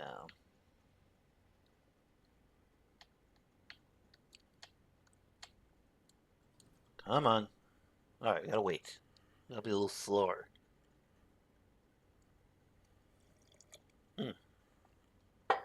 Alright. Continue digging.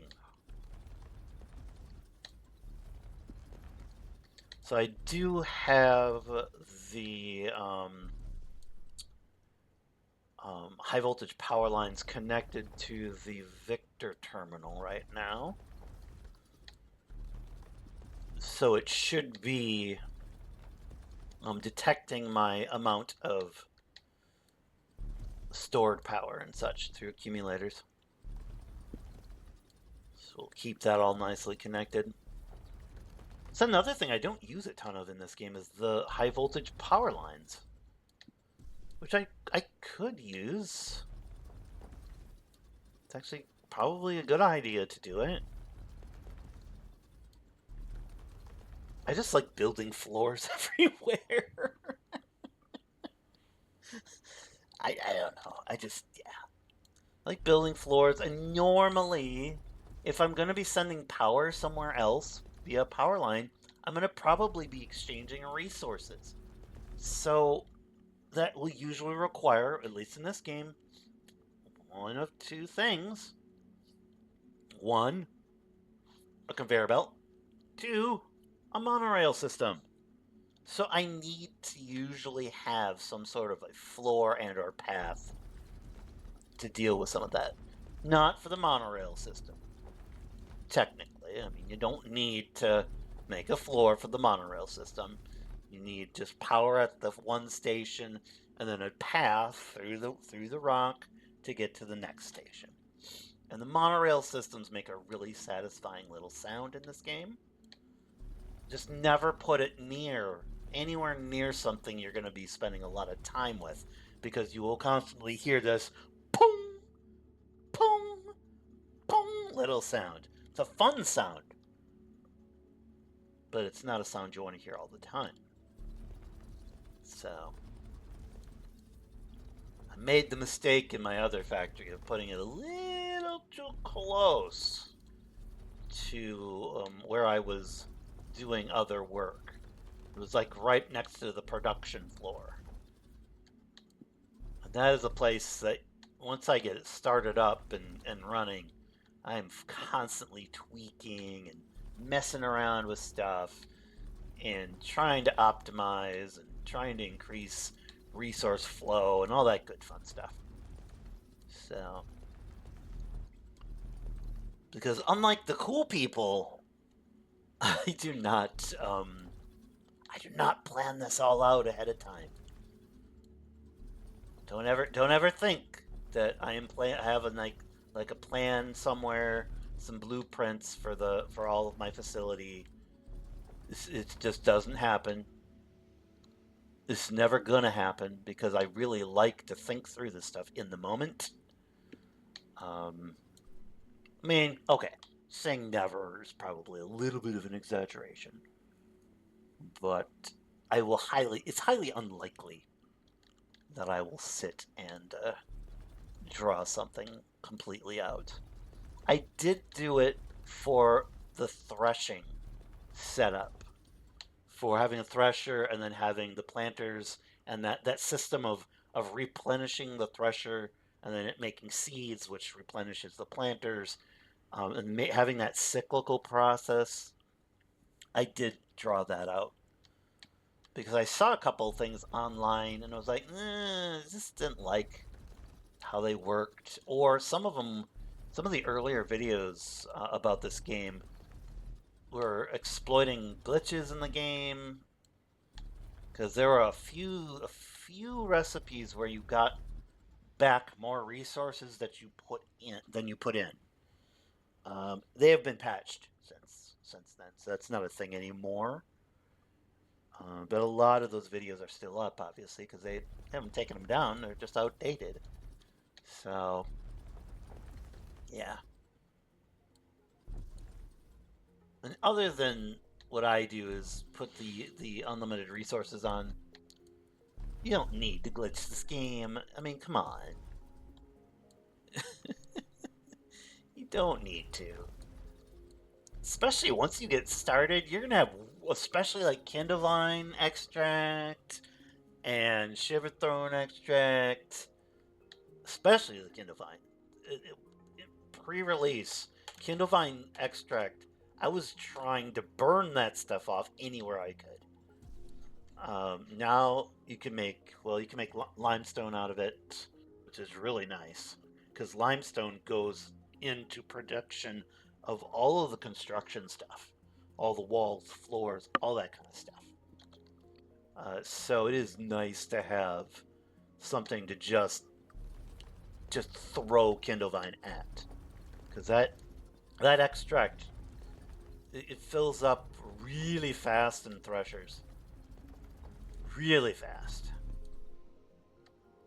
Hence, I'm using it in the build I've got going. I'm gonna probably, you know what? I can do the inserter build on the other side of the accumulator build because I need Shiverthorn extract for one part of that process.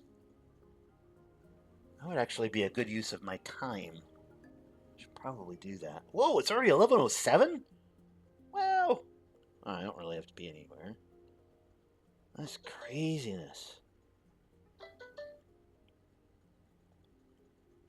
Can't believe how fast time goes when I'm playing this game. It's just crazy. It's one of those things too. It's like I blink and it's like 4 hours have gone by. I do have an appointment at 2 that I have to get my tail offline for. Well, technically offline. I do all my work from my computer, but I can't be playing this game while I do said appointment. It'll be frowned on, and rightly so.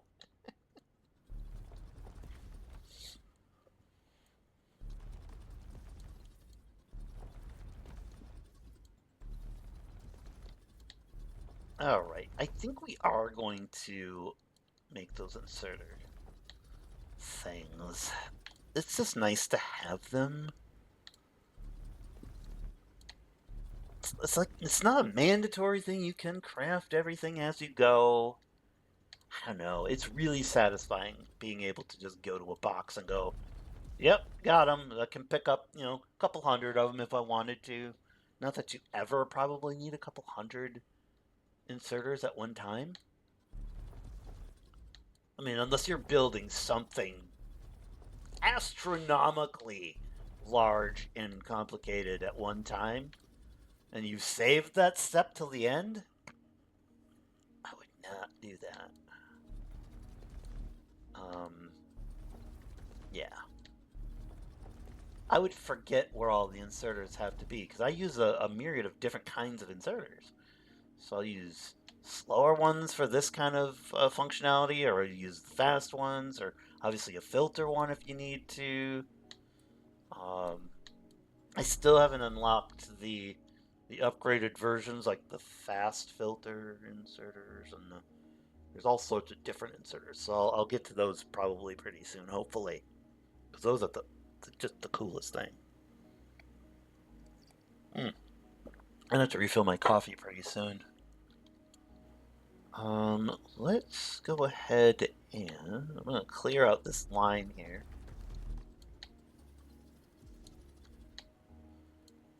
I'm wondering how long it will take me to do a production line of inserters. Probably not that long. They're not honestly that complicated.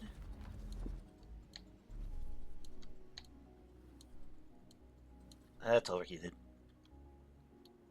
Alright, let's go down to, oh wait, I want to look here real quick. Alright, mechanical components.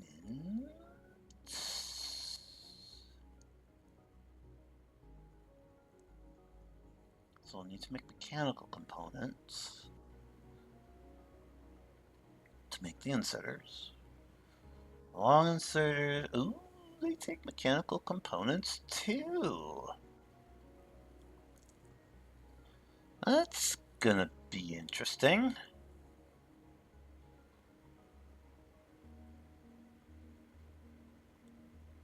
Okay. So long inserters take mechanical components too. Just standard inserters take mechanical components. So we work our way up, we still need inserters. Electrical components.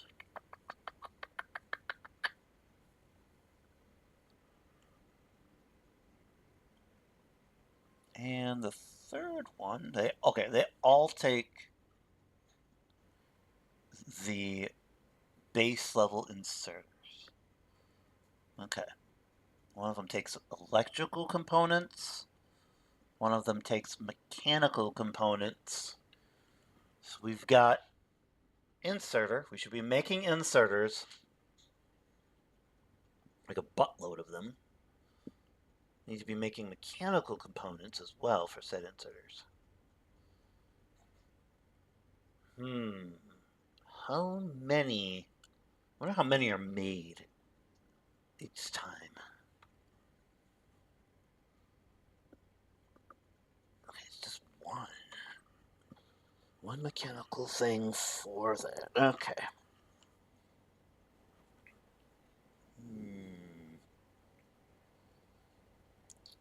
Are we going to be able to make this work?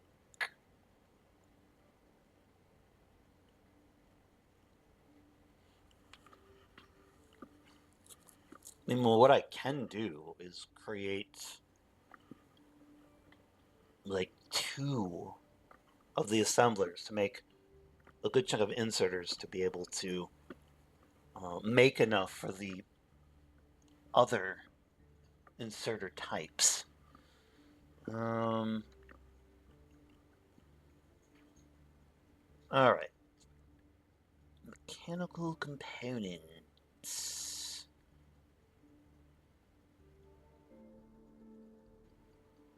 Let's see.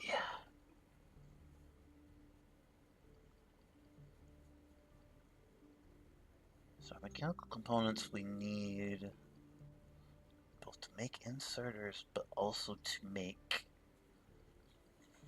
our long inserter.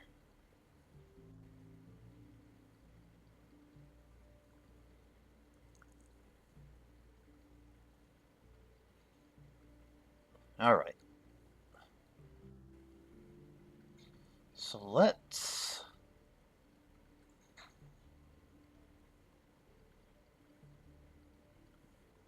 create our mechanical components.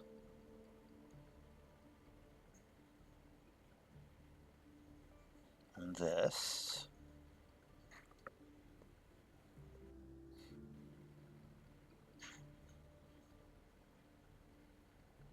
All right.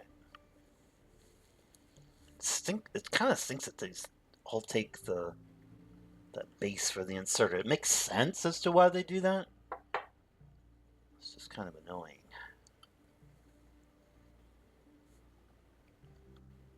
All right, off we go. We'll check on how many accumulators we have. We'll probably have to stop and do lunch at some point here, but not right now. Go to Victor. My kittens are doing all sorts of fun things right now. I'm not sure why, but yeah. All right.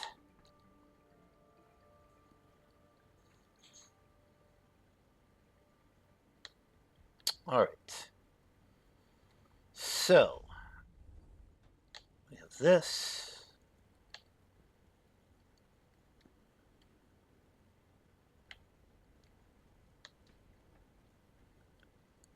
All right. How much?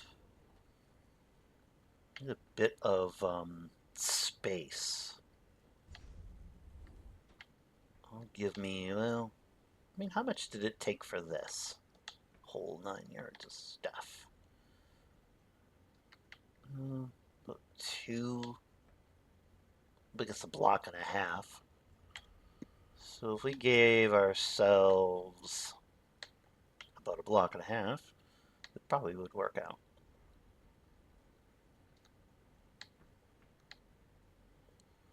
All right, assembler. Assembler number 1. Blink. All right, we need to make mechanical parts. Let's begin the fun process of making mechanical parts. Boink. Boink.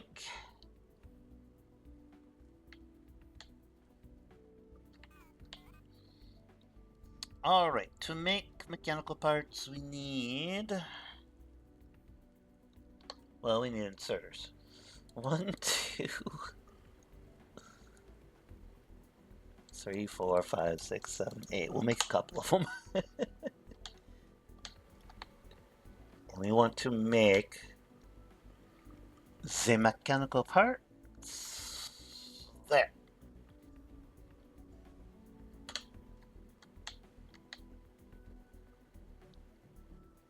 1.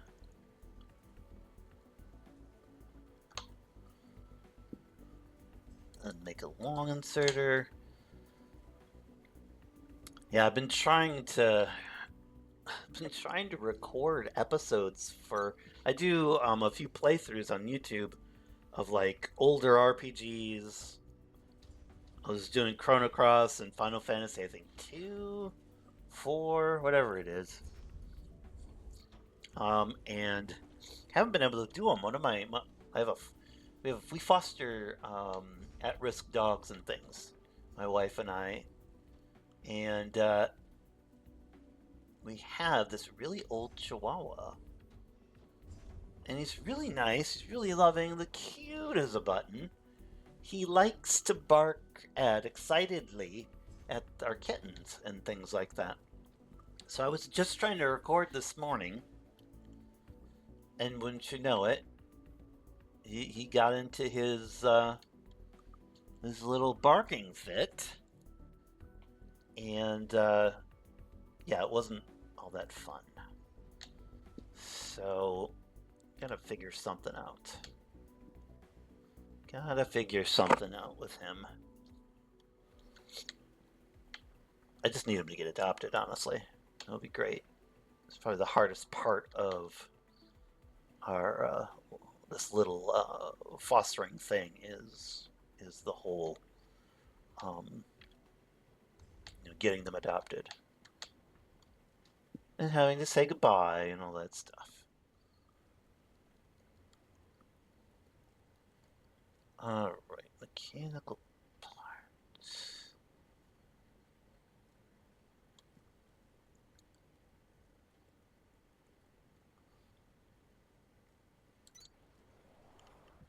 Man, I don't know. Man.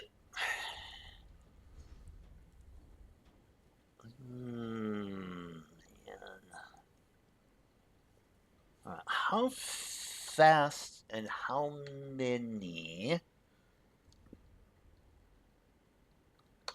Because we could use a Mark II assembler here to make the inserters. Is this a Mark II? I think this is.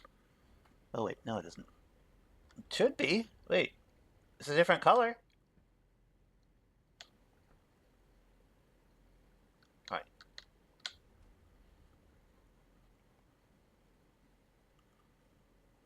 All right, it is a different color, so it's an assembler Mark II. Let us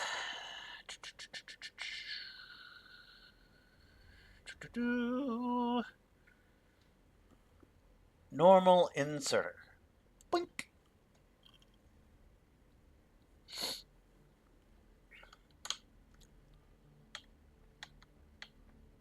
All right. And how many of these fine little inserters does it take? Mechanical components. All right. 1 mechanical component. All right. That should be pretty easy to make. Alright. Oh, wait. Let's use 2 fast inserters? Just for the time being.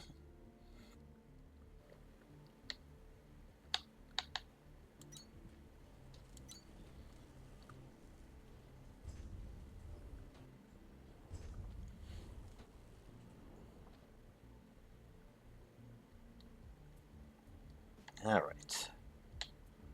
How many?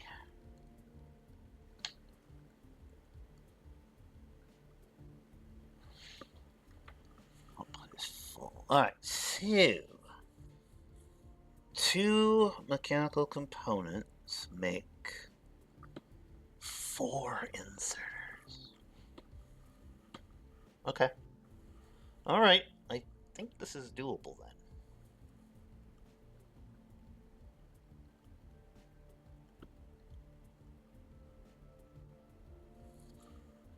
Now,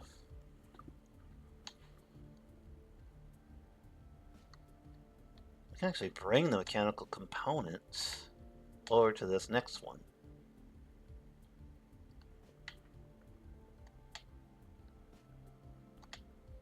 And then we've got inserters for all the rest of these. Alright.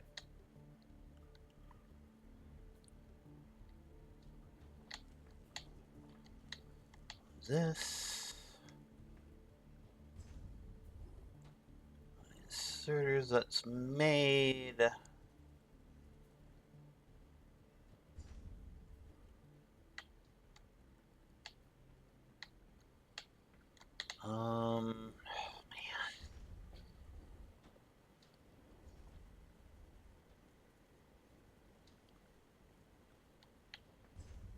I might just make a mechanical components thing just for the long inserters. So what I can do is put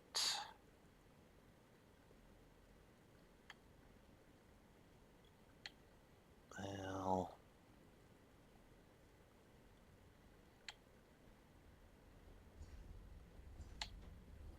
I'm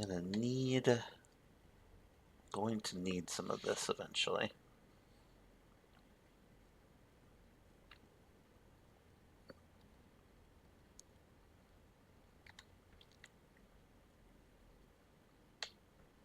Alright, so I could do.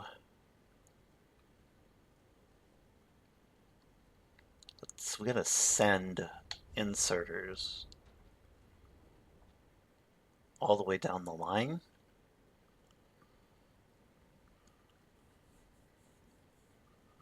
But we also have to take mechanical components and do that as well.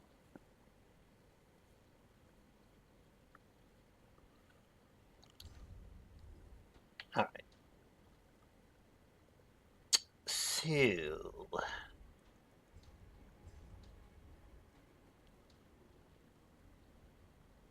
So that makes 4.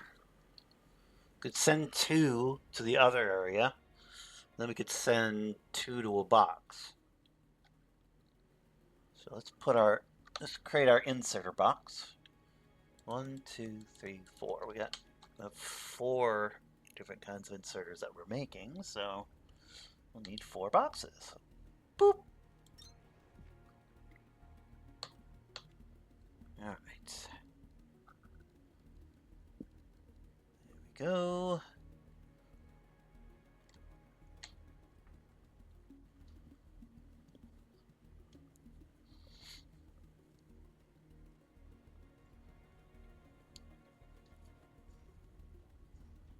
What I could have done, and I still could do, is rotate that assembler.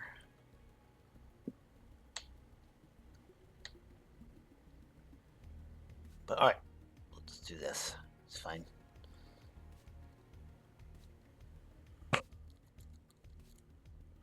Alright, so we've got this. Now we need mechanical parts for this next one.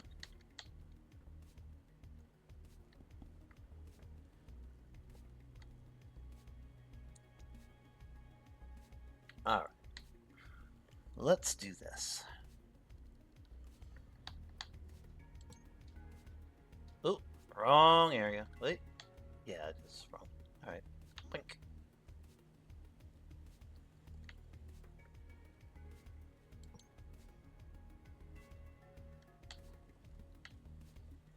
Eventually, actually, it's not going to take that long for this to be able to fill all up pretty much. So we'll do this. Inserters here. Because once this fills all the way up through, we'll start it doing, going in here. All right. First, we'll do this.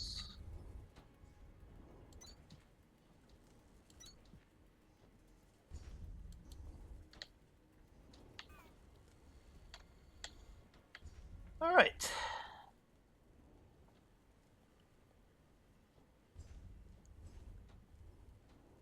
Now we have the fun.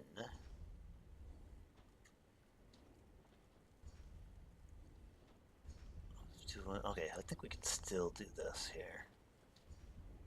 So we need mechanical parts.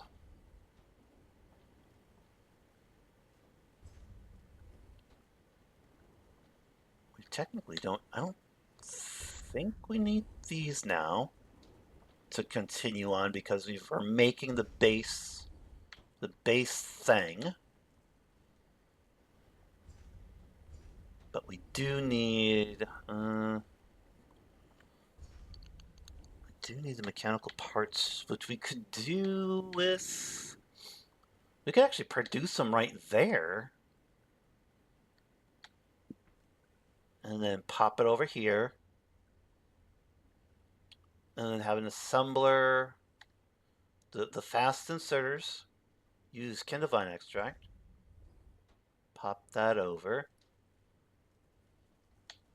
And then, what was the other inserter that we needed? Normal, long, filtered, which is electrical components. Okay, where are those electrical? We had electrical components somewhere. I mean, we can put them at the end of the line, so I think, oh yeah. Let's just do that. We'll put the electrical components at the end of the line, which we can just right over the top of this and get to it. All right. Gotcha. Let's make, oh, but then I'm gonna have to, dang it.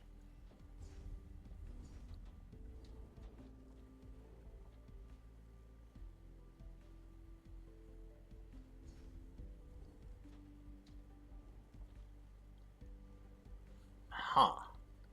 Gotta order these properly.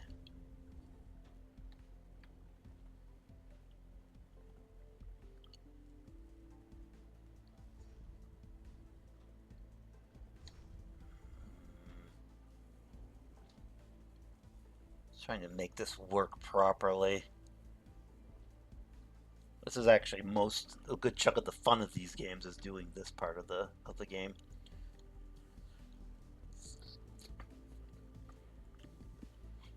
I mean, I technically could do. I could bring another resource line down this way and just pop it on over. If can I fit? Can I fit a assembler right here? Yeah, probably not.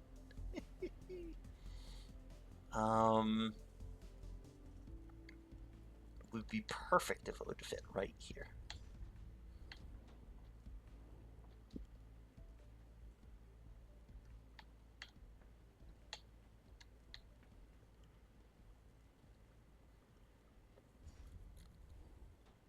All right.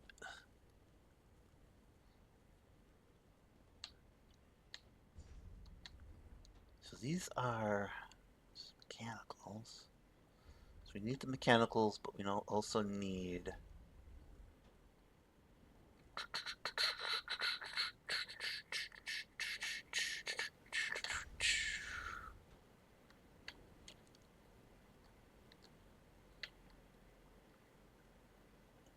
Wish we could just figure out a way to get these stinking things to go.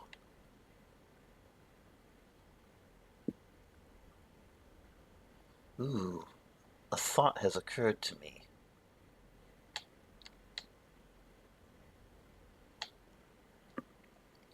Okay, so these are the mechanical components. We could pop these.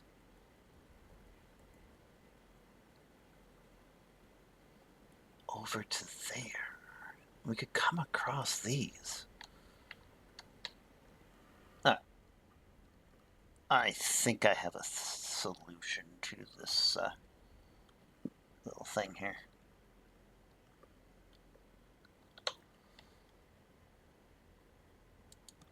One.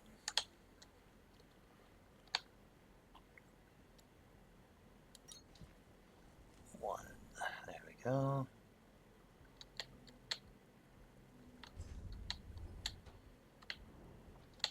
All right. And we'll take one of these out. So now, okay, here we go. We can put, we're just gonna put this assembler sideways that we're gonna make here. 1, 2, 3, 4. We'll make like 4 assemblers just so I don't have to mess with them later. Don't need... Alright, let's do this sideways.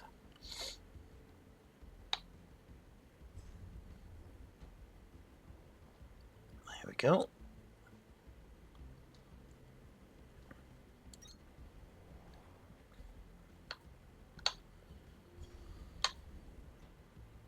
Alright, good. We want to make long inserters.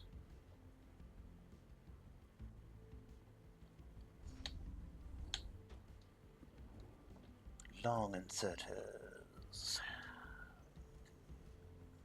There we go. Alright, so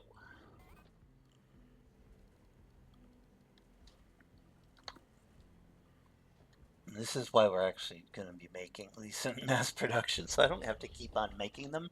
It is somewhat useful to make them as you're going, just because you can do the step-by-step thought process. That being said, it's not really necessary, honestly. Alright, so the mechanical parts...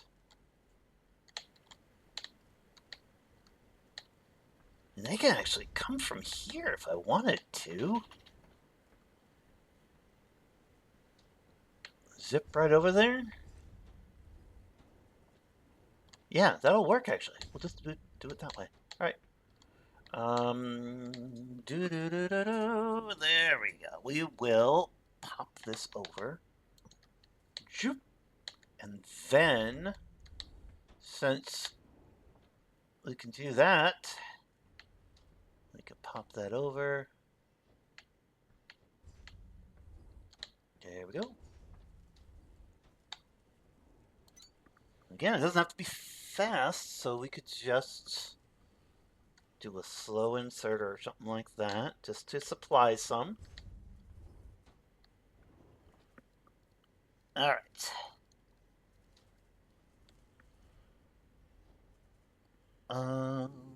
Ba-da-da-da-dum. There, we just made a couple more.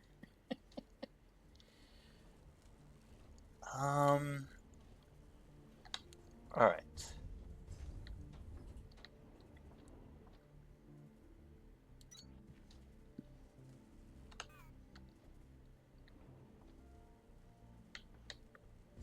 And there we go. Let's see how this goes.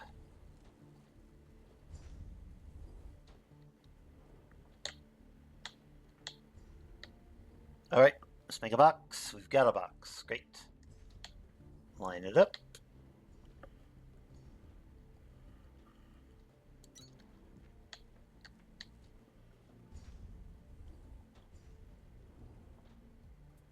All right, we can use a long inserter.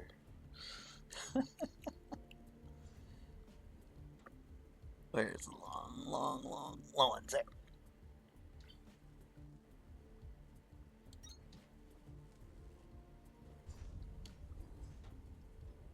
There we go. Slow and steady. Alright, so we have long inserters made. Let us make the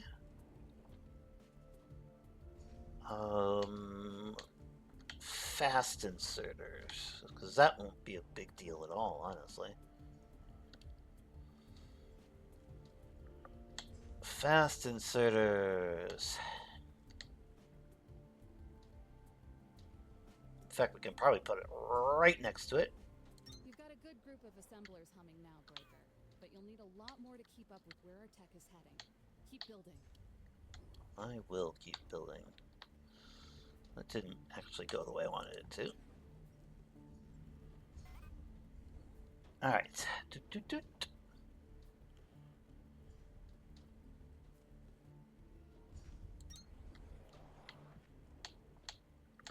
Is that lined up? Yes, yes, yes. Alright, good. Lined up. We want to make the fast inserters. No, filter. Fast. There we go.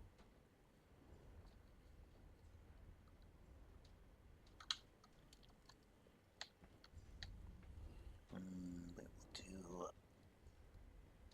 inserter here.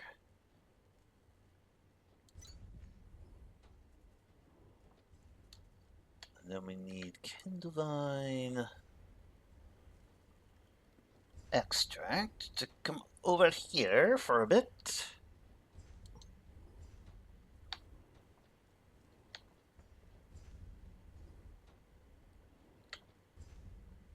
Blink.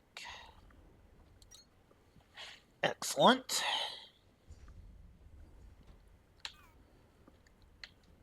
Let's get a long inserter. Apparently I didn't make any more of those. Long inserter. There we go. Long inserter. Blink. Let's see if that does what it needs to do. I'm quite sure it will. Just how long does it take for it to actually do what it's going to do?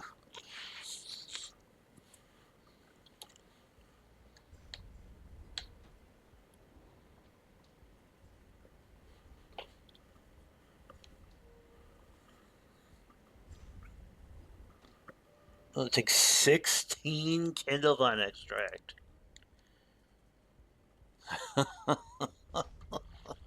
Yippee!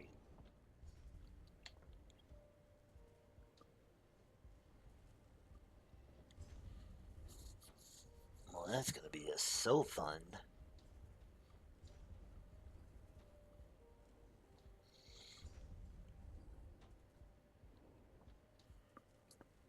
Man, dang it. I can swap these two lines. I think.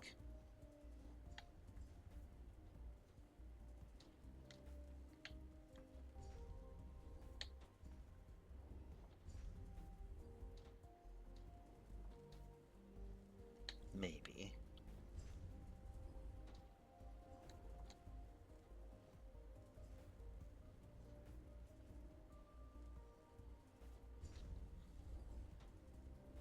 Yeah, because that's just going to take 1,000 years to even make a couple, and you only make 2 every time you do it. Alright, 1 second. Rethinking. Oh. And boop, boop, boop. Blink. Alright.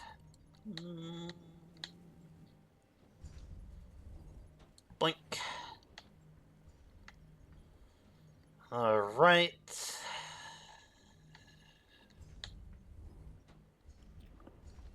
Let's swap those out. There we go. Okay, this will be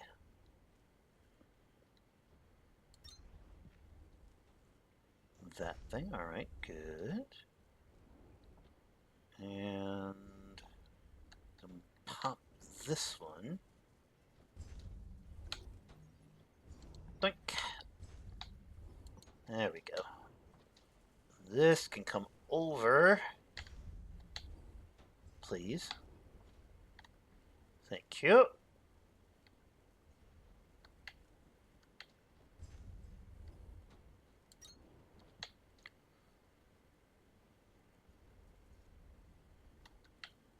And we need to...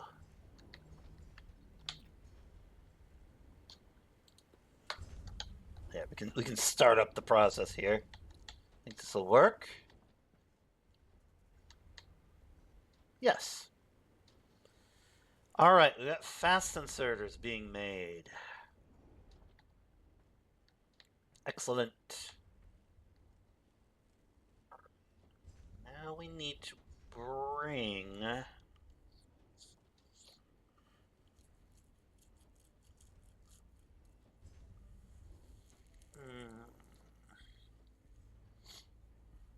Oh, I know what we'll do. 1 second. Bloop, bloop. Alright, so we're going to bring this new resource thing, because we need electrical components, I think, for filter inserters. Yes, we need electrical components. So we'll do another assembler.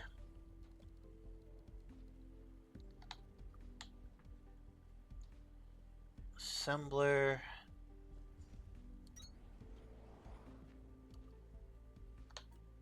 We're going to make electrical components with this.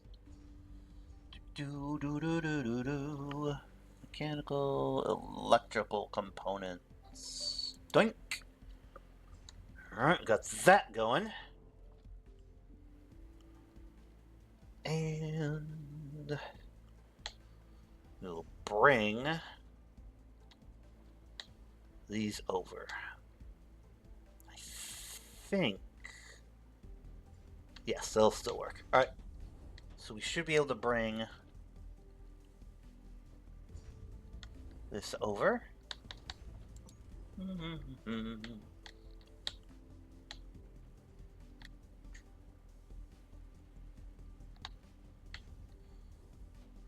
One.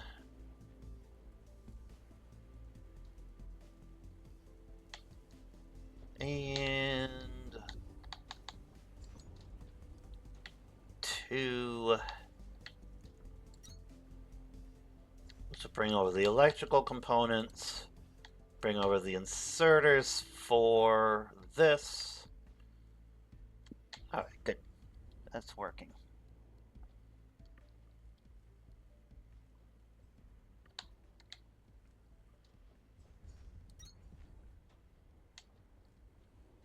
We have an issue.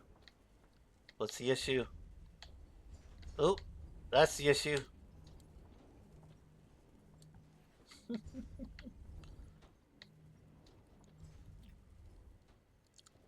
I did the wrong thing. There we go. This should... let's float for a second.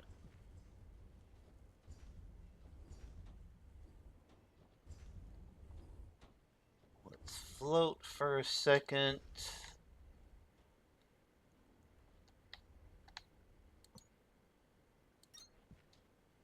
Oh, 1 second. Why did I do that?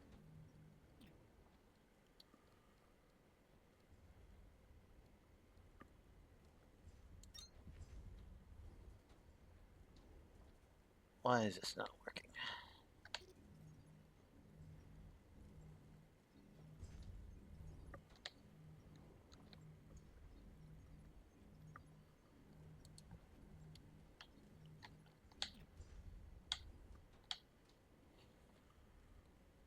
Oh, crap.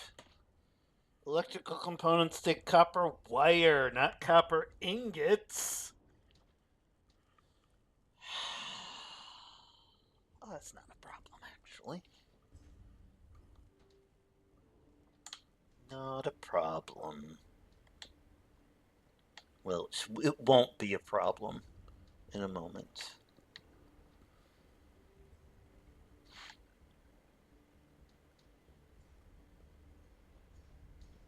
Because we can put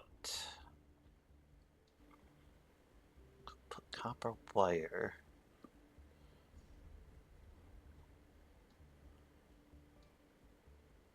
Eh. Components.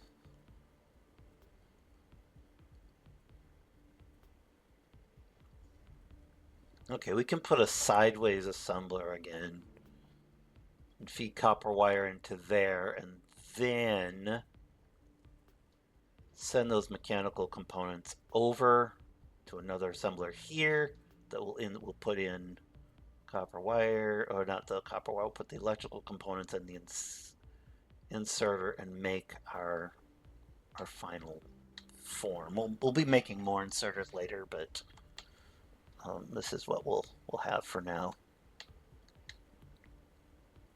All right, we need to boop, boop, boop, and it's very important to make the sound effects and such. Yeah, very important part of the game is making sound effects. So, just FYI. All right, sideways.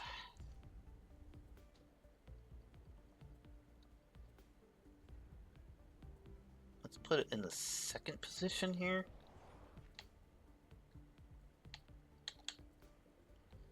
We need that to make us some copper wire. So we need our copper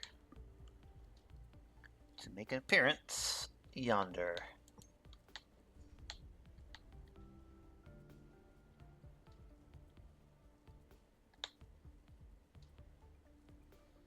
All right. Apparently we gotta do this way.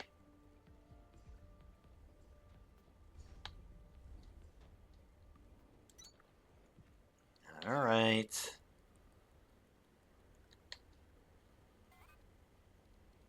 And inserters. Uno, dos, tres. And we're making copper wire to go in here.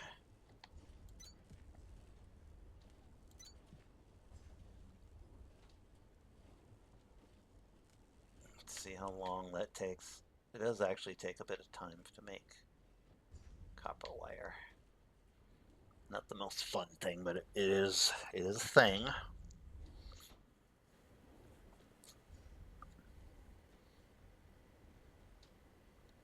All right, there's our electrical components. Oh, we're almost to the wall. That's not good. We're gonna have to let's clear a little bit more space. Clear a little bit more space.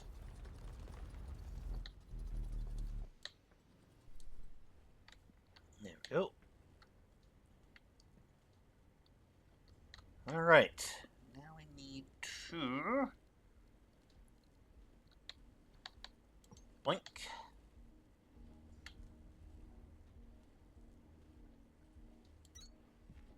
Cross there. Make ourselves another assembler. There we go.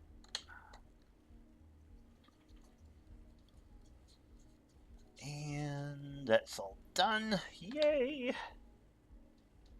This assembler will use the mechanical parts to make the, was it the filter one, I believe?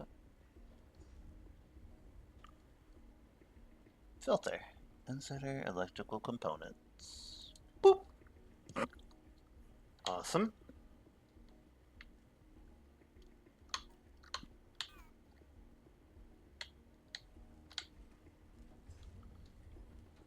All right. So this should be fairly easy to just finish up. Electrical components. Why is it not going? Oh, it's in its filter inserter. I don't need that. Inserter, there.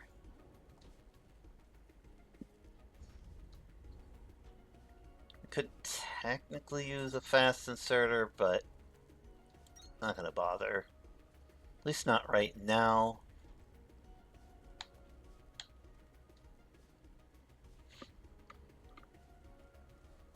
Let's see. How fast does this thing go?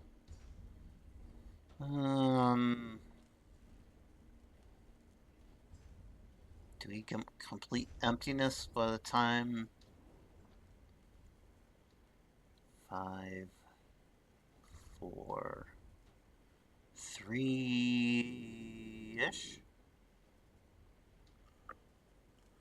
2, 1, 0. Alright, that's fine then. I don't want it to back up. That's my big goal, is to not have things backing up in the production. I mean, you can't always get that to work, but most of the time you can. I'll bet you I'm kind of lying. I'll bet you can always get it to work. It just depends on how much planning you do. All right. Get this last inserter here.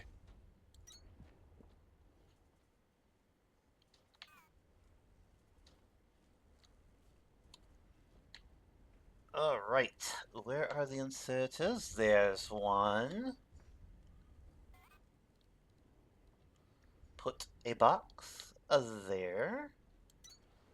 And then a box yonder. Sweet.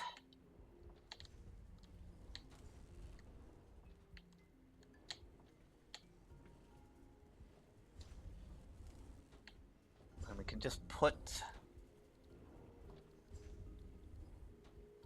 a little slow inserter. Just put those in here. Just so every once in a while they can pop out. There we go. All right, we have automated the 4 types of inserters that we have unlocked. And wow, it was that's fun, but wow, it's a process. Yeah, and it took me pretty much the whole hour to do it too, which not a bad thing. Not a bad thing whatsoever. Not sure what I should eat for lunch, but I really should eat lunch. Alright, let's just look at our construction stuff real quick. Cement and iron frames. The next really big thing I want to start automating is going to be in our construction facility. Alright, we're just going to let these run. I think we're doing okay. Let's look at our supplies.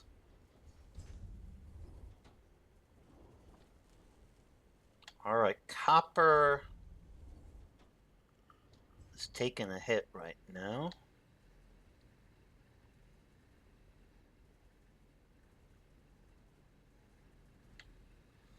Those are standard. Those are not standard smelters.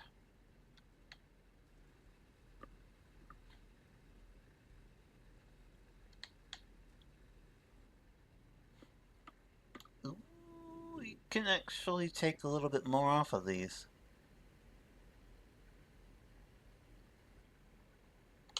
All right, 1 second. While I'm here,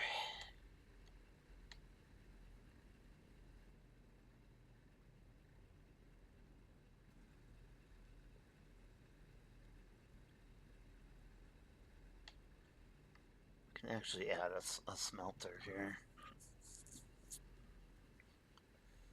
I can add a smelter here. Don't necessarily think we need to.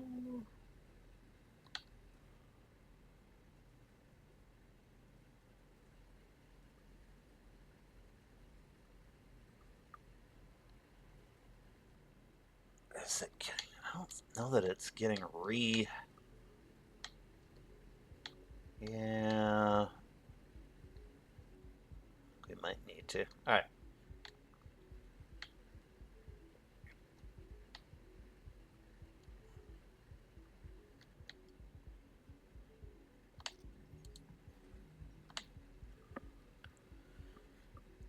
All right. We're gonna change this up ever so slightly just to preempt any issues here.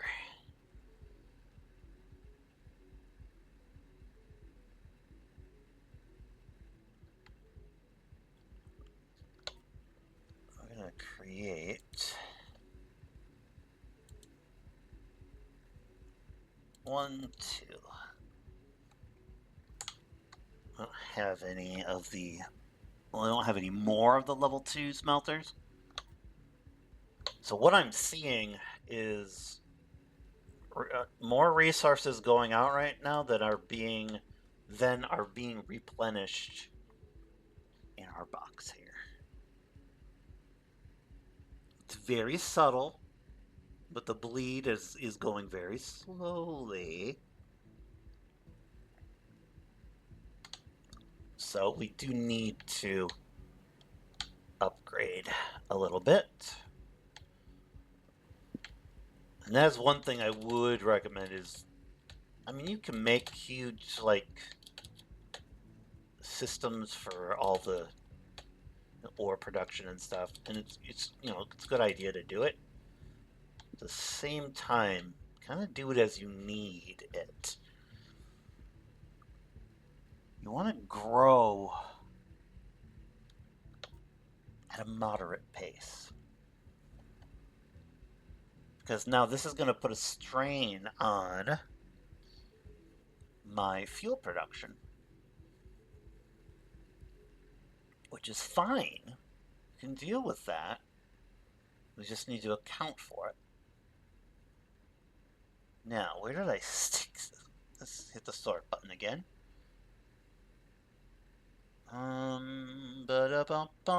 Smelters. There we go. We'll take those.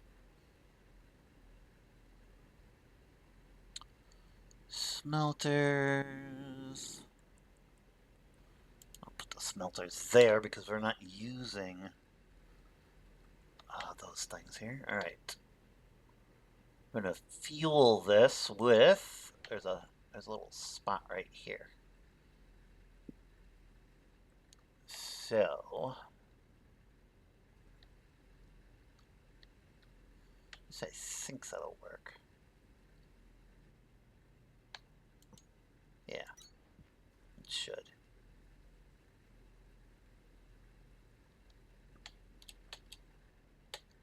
And we'll put one over here too. Come on, stop doing. Why is that doing that?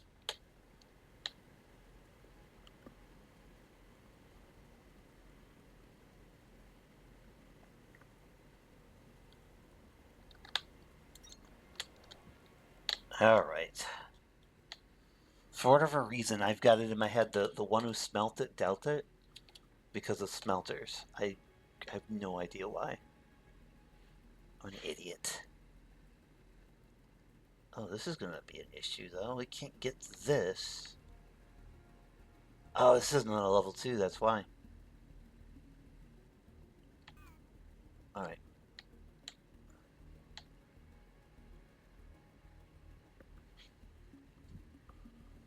Hmm.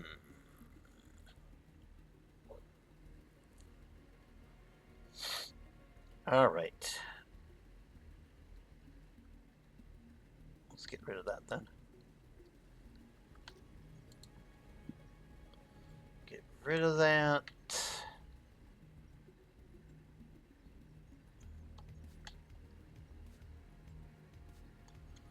We do still need...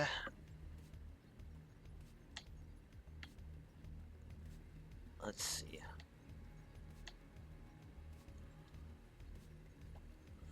I gotta fuel this thing. Fuel... We'll use just a standard old inserter to fuel it, because these furnaces don't take a ton of fuel. I mean, they burn stuff, but eventually we're just going to convert this all over to, what do I want to say? To biobrick. You could do biodiesel and all that fun stuff. I'll do that later on. I don't really want to invest in it at this point. And now we're going to put... I'm going to use 2 fast inserters.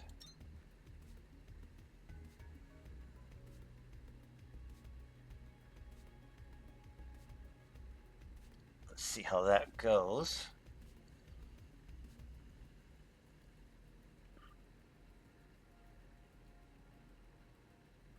I don't know how much does this... Oh yeah, it takes forever.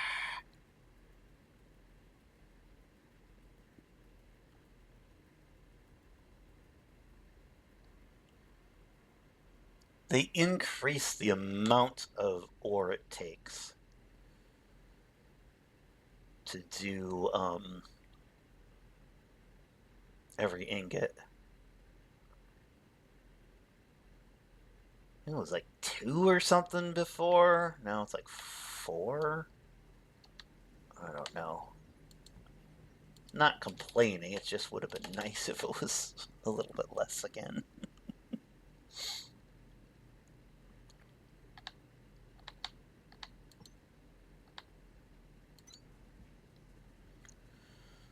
We'll make another fast inserter.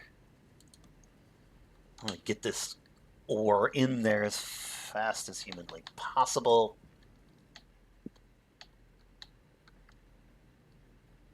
And then we'll also get it out of this thing as fast as humanly possible. All right.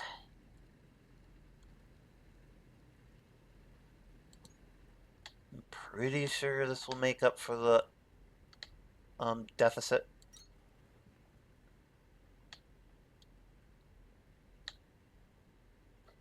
Oh, you know what? We still have Mark 1. Wait, no, this is conveyor belt Mark 2s. We're not Mark 3s yet because we haven't done our Atlanta Moore stuff yet. Alright, never mind. Someday we'll be cool and we'll have the Mark 2 or the Mark 3s. And that will be an amazing day. There will be much celebration.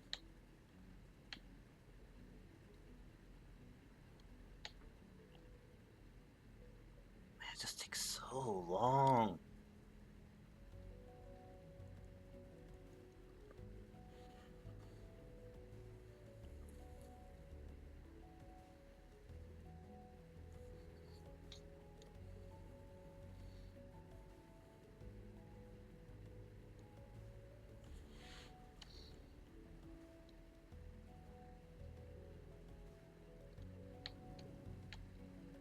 Alright, let's see how we're doing with this here.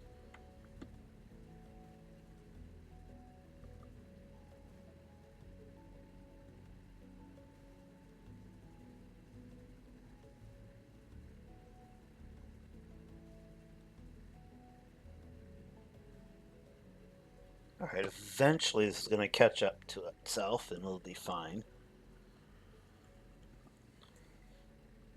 Our next thing is probably going to be, well, we're going to do construction, but we also are going to need to upgrade our amounts of ore and such being smelted and such. Are these just normal inserters? They might be. Yep, they're normal.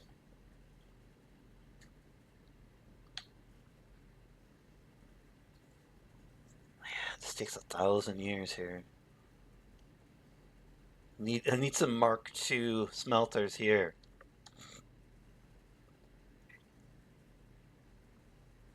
Not gonna happen anytime soon. These.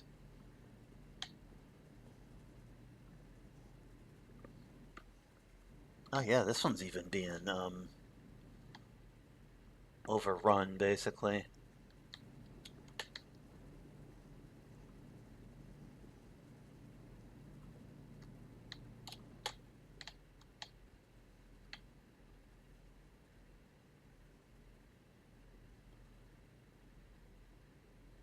Hmm. I have an idea.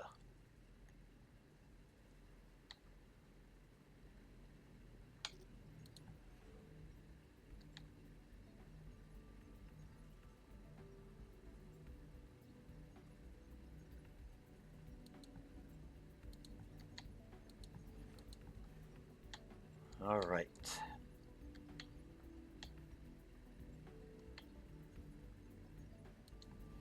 I think this will work.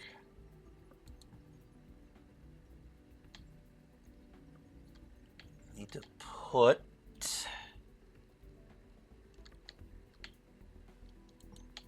Nope. Yes.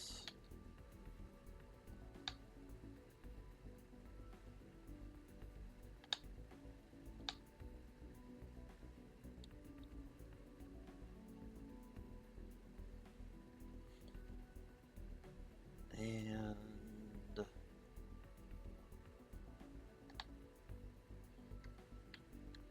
yes, I could put it directly over there. I know that. I like to have intermediate steps along the production line. Except why is that doing that? 1 second. Incorrect.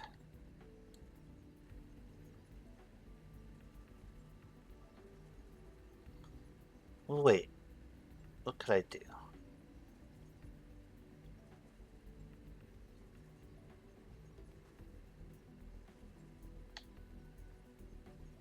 Hmm.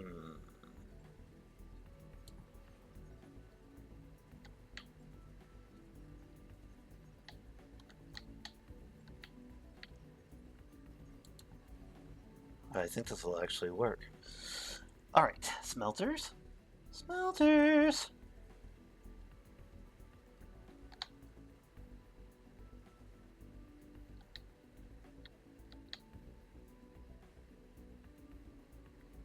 One,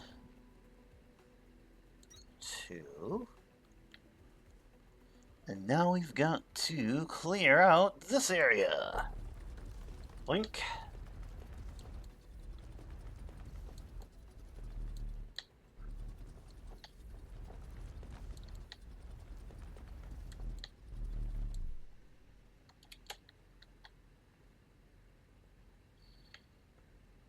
All right.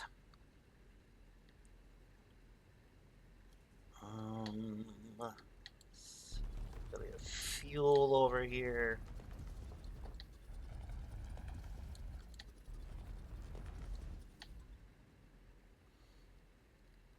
Put flooring in because flooring is for winners. We love flooring.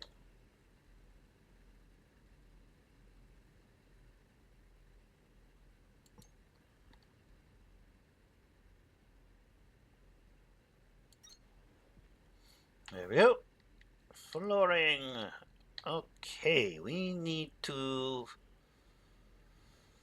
Okay, we can put the ore in that direction. Put our fuel in via this direction. Boop, boop, boop on the outer thing because we do not need this to go in fast. And then we can get our ingots out via this direction.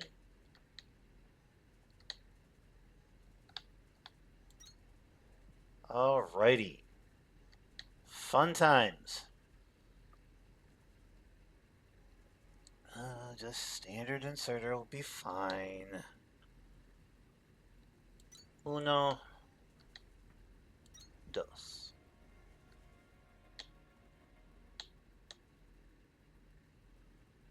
Uno, dos. And then we need 2 long inserters. There we go. 2 long inserters to pop this into here. There we go. That should start to pay off dividends. And we will. I don't know that this is ever gonna, almost back up or something like that. But let's be okay and smart about this and put a fast inserter there. Probably need to produce some though, sir. Let's produce some fast inserters first, which we've done.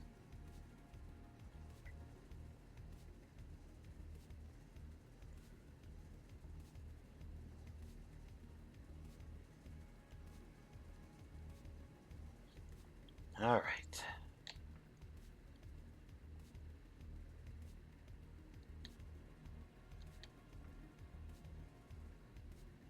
So now it should be.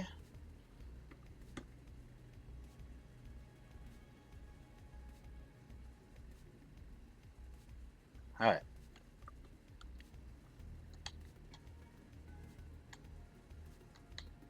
This will catch up eventually. But right now we're doing good.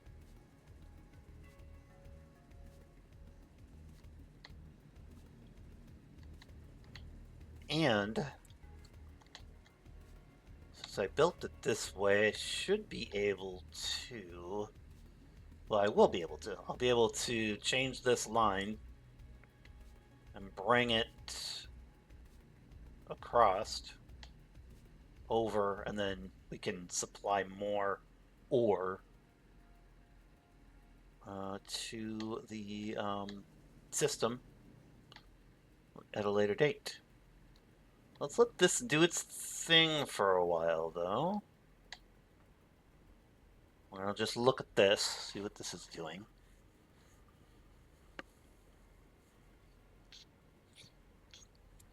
Okay, the iron's not doing much of anything at all.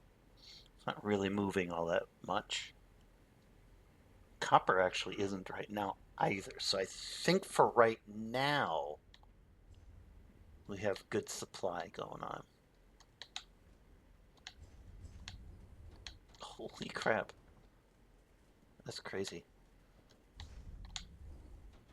See, that little bit over time, we've already got 520 some of those inserters, ton of these standard ones, getting close to having a few of those and a few of these. Let's just look at the back production line, see if we're. Oh, and yes, I do like. I make production so it does this. It's got a lot of backup stuff. Yeah, don't do it my way. I'm sure there's better ways to do it, but I really like having enough resources that I can be confident that when this machine is ready, that it has resources really quick. So I don't know if that's the right way to play, but That's the way I like to play it. So our next big task, I think, as we let these run for a while, is well, one, we're gonna get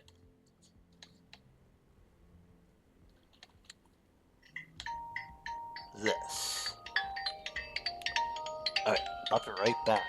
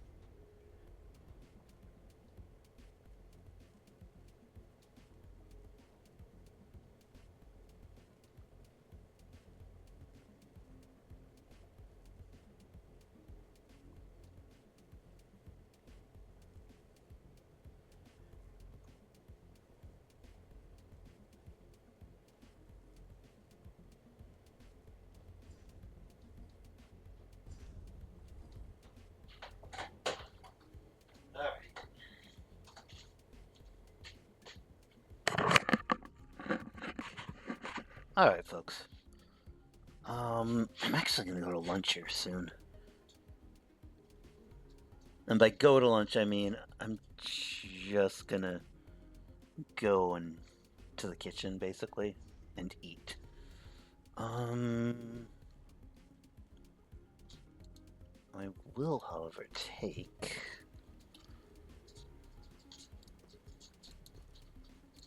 take these accumulators with me. You we technically can put these accumulators anywhere. But I like to have them in the storage facility. So let me place these accumulators and then I'm going to get offline and do some other stuff. I'll be playing this later too, so. Alright.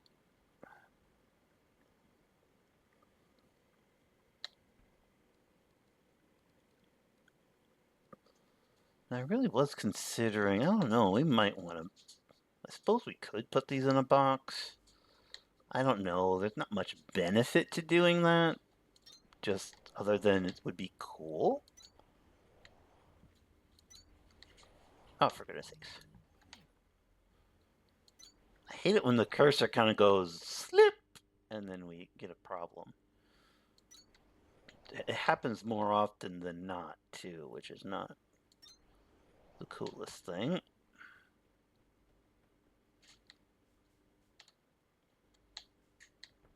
It's just a cursor issue. It's probably more of a mouse pad issue, honestly.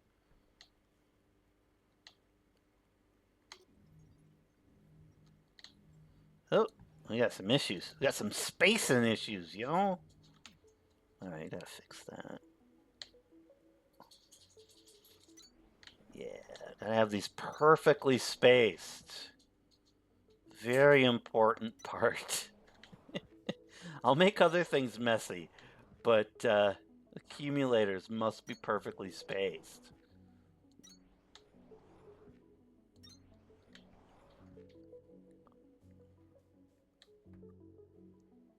What is my dog's just sitting there scratching at herself. I'm not sure why.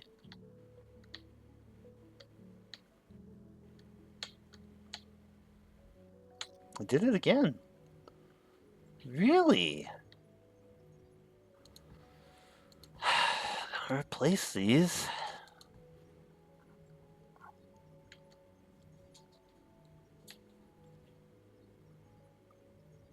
Alright. Let's try this again. There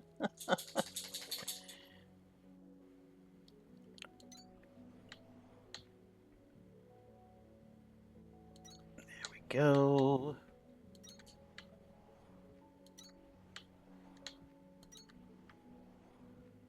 Let's see, were we successful this time?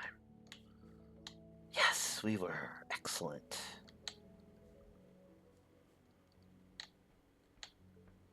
It's terrible at placing things sometimes.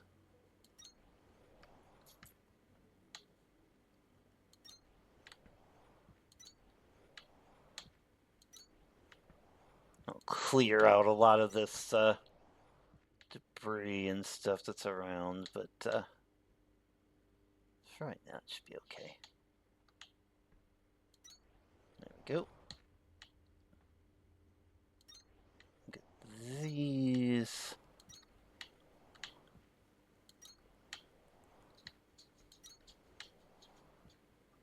We'll leave a little, obviously a little spot for this to be able to be hooked up to power, or like a little power line if we need to. I doubt we'll need to at any point. But I'll leave the option open.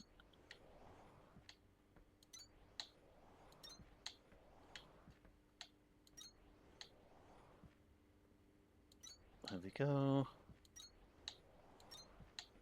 And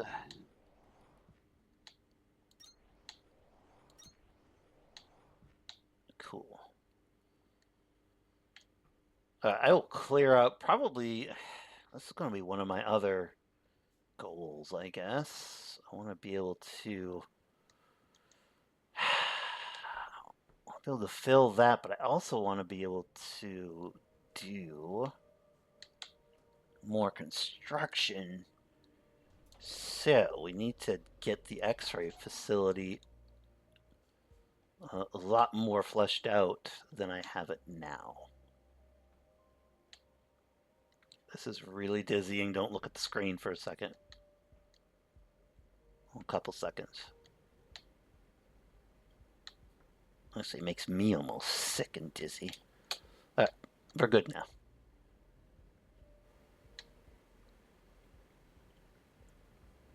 So yeah, we need to start on. Well, we got to automate floors, the floor pieces, and wall pieces. Just basic, simple stuff like that. I need to automate. There's our concrete. So we got tons of concrete for it. We actually do have Atlantum ore coming in, so we can start messing with that. We have very rudimentary steel production happening. We've got to up this quite substantially because it takes forever.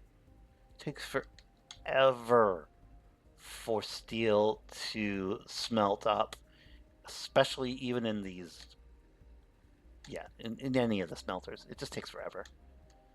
So, yay. Oh, what's going on? We have an issue.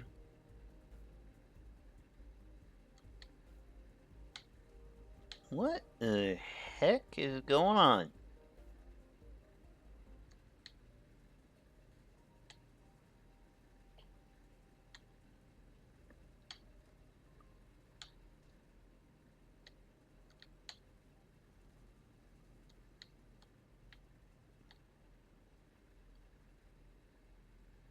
Oh.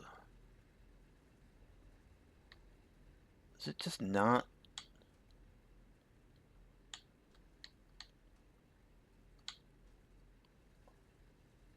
Okay. What were we smelting over here, though? Just ingots?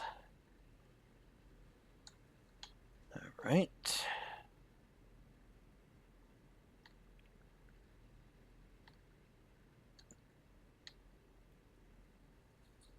What is... I see. Alright. We're gonna need... I think we need the iron ingots for something. I don't remember what it was. Oh, I know what I was gonna use it for. I need to make iron frames for walls. It's not a huge deal. We can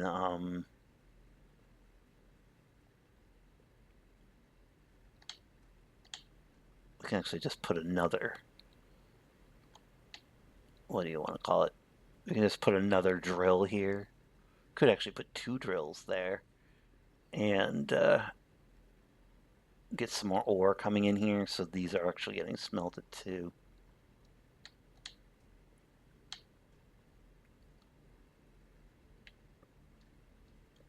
Yeah, I suppose we could do that.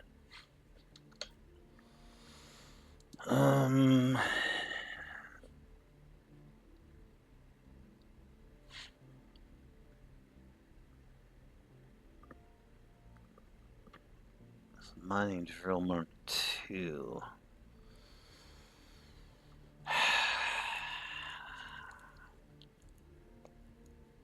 So the mining drill Mark II is, they use a buttload of electricity.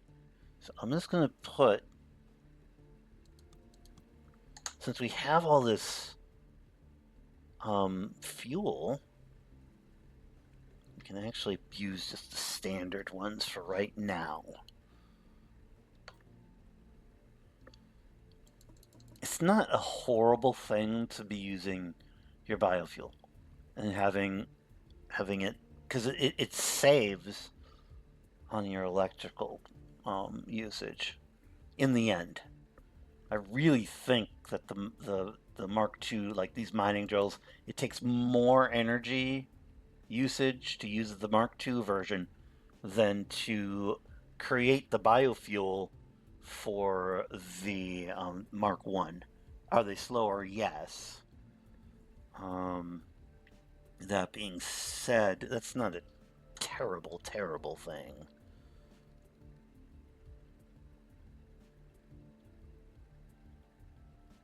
You're off to a good start with those mining drills, Breaker. I know, because I am awesome. All right, so we got that.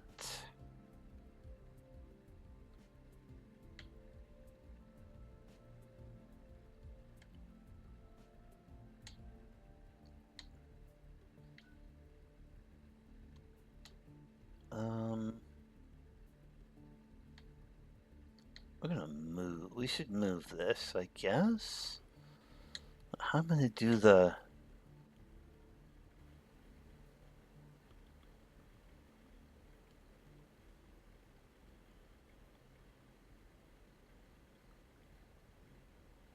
All right, I want the ore to be popping out of here via the front dealies. So let's make that happen first.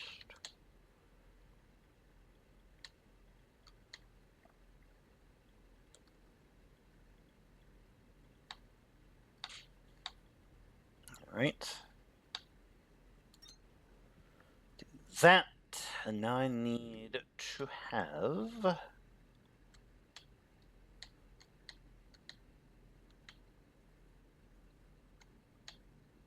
Oh, come on. All right, I can actually make this work.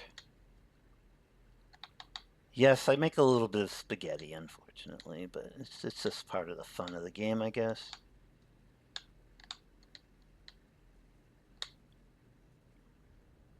Pop over. It's gonna be interesting, but we're gonna make it happen.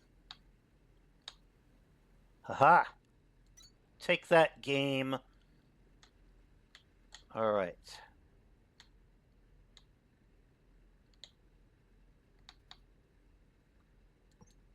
And then we're gonna pop this over here. Haha! There, take that. All right, let's. Yeah, we just the standard inserter will do.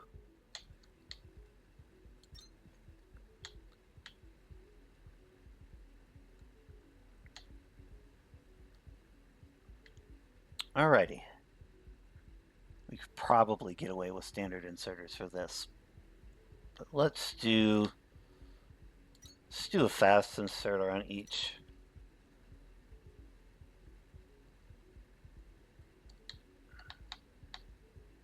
And we want to do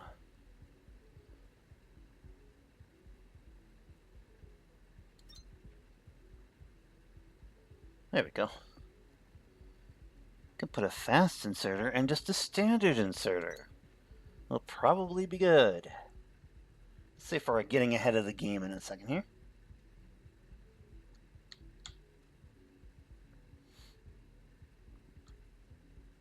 Still not really getting ahead of it. All right. Oh,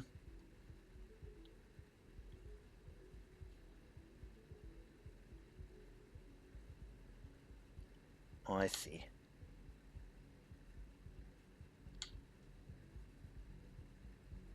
Okie dokies. We getting ahead?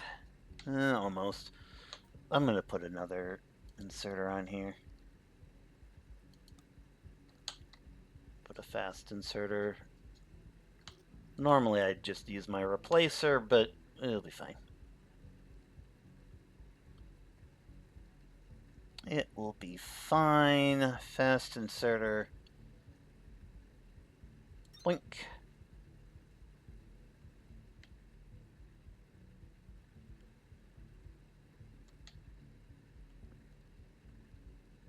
All right. That is speeding that up. There we go. And that will start this up half decently.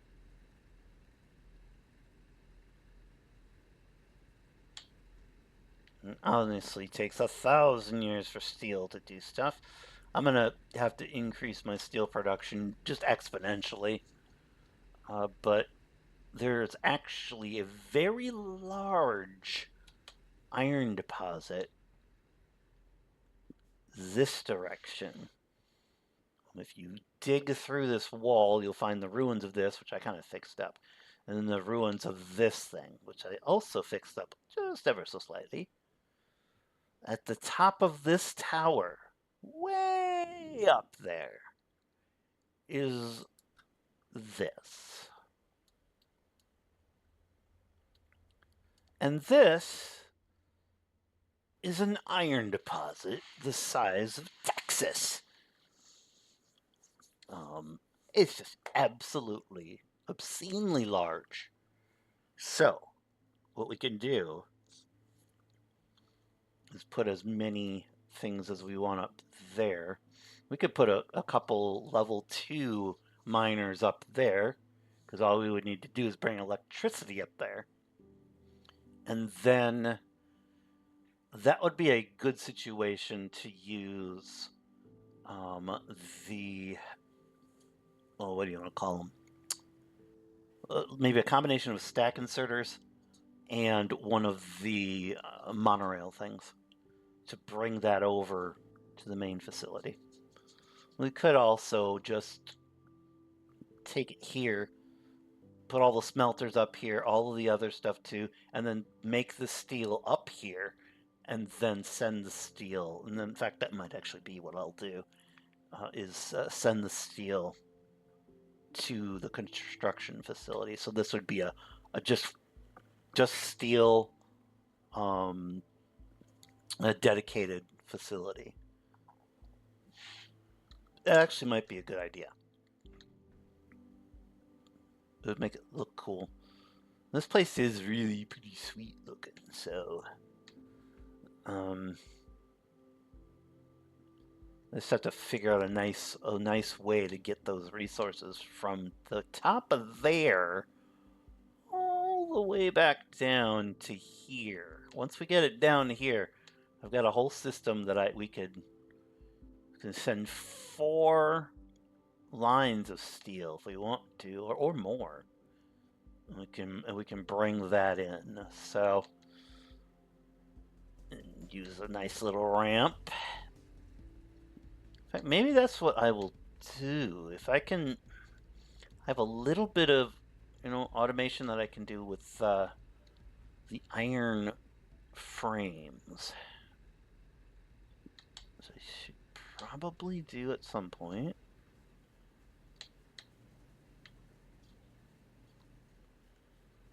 Should we do iron frames right now?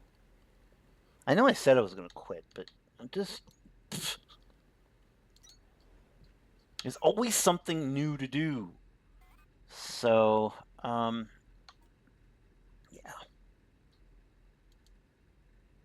There should be a support group for this kind of thing.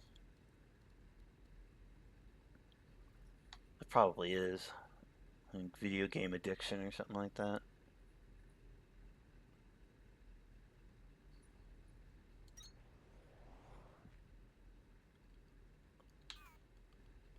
Alright. Iron frames. Eventually we'll need reinforced iron frames. Let's just start with this first. 6 iron ingots we need.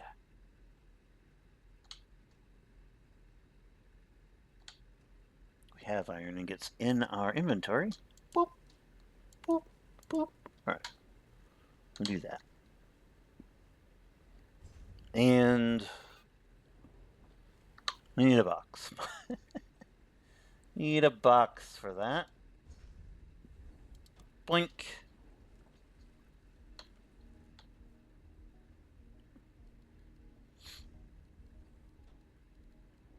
There we go. Box. So those frames will be useful because combined with cement, they make the walls. So let's get a good amount of these created. we'll go from there. There we go. Don't need that to be a fast process, I don't think. Let's see. No, we don't need it to be a fast process at all. Look at that, it's fine.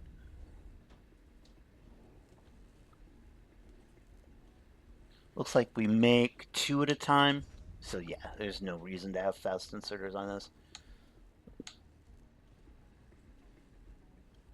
And what I'll do, I want to have reinforced. I think we need reinforced frames at some point. But let's just get these going first. And we can go from there. And we need Atlantum ore coming in, so let's put a box for the Atlantum ore. We'll just stockpile that stuff while we can.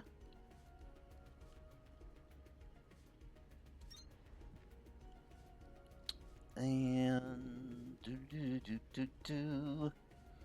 we go. There we go. Yeah, because the Atlantum ore by itself doesn't do squat. I gotta, I think, thresh it into Atlantum powder and mix it with some other stuff, powder-wise, and shake it and rinse it once, and yeah, and then smelt it, and that takes 1,000 years. So we're gonna need a buttload of Atlantum, though. So we're gonna very slowly figure out a very amazing and wonderful means by which to create all that stuff. Alright. I gotta be good now and get my tail offline. We've been going for 3 hours and 41 minutes. This is actually one of my longest streams I've ever done. But thanks, folks, for hanging out. Thanks for watching. Hopefully you're enjoying the stream stuff. And I will be able to see you guys. Hopefully, I won't be around. Oh, where am I? When am I going? I'm gonna be out and busy with family and such this Saturday, so I'll not be around for that. I'll try to do some morning streams on Tuesdays and Thursdays. And it likely will be this game because I'm really enjoying it and having a lot of fun. So, and it actually got me to stream. So, yeah, I haven't done so in a long time. But that being said, fare thee well. Have a great rest of your day, afternoon, morning, evening, whatever it is. I will upload this to the YouTube channel over there at the RPG Lounge on YouTube, which is my other persona, I guess. This has been Blind Man here over at Blind Man's World Live, and I will see you hopefully soon. Bye now.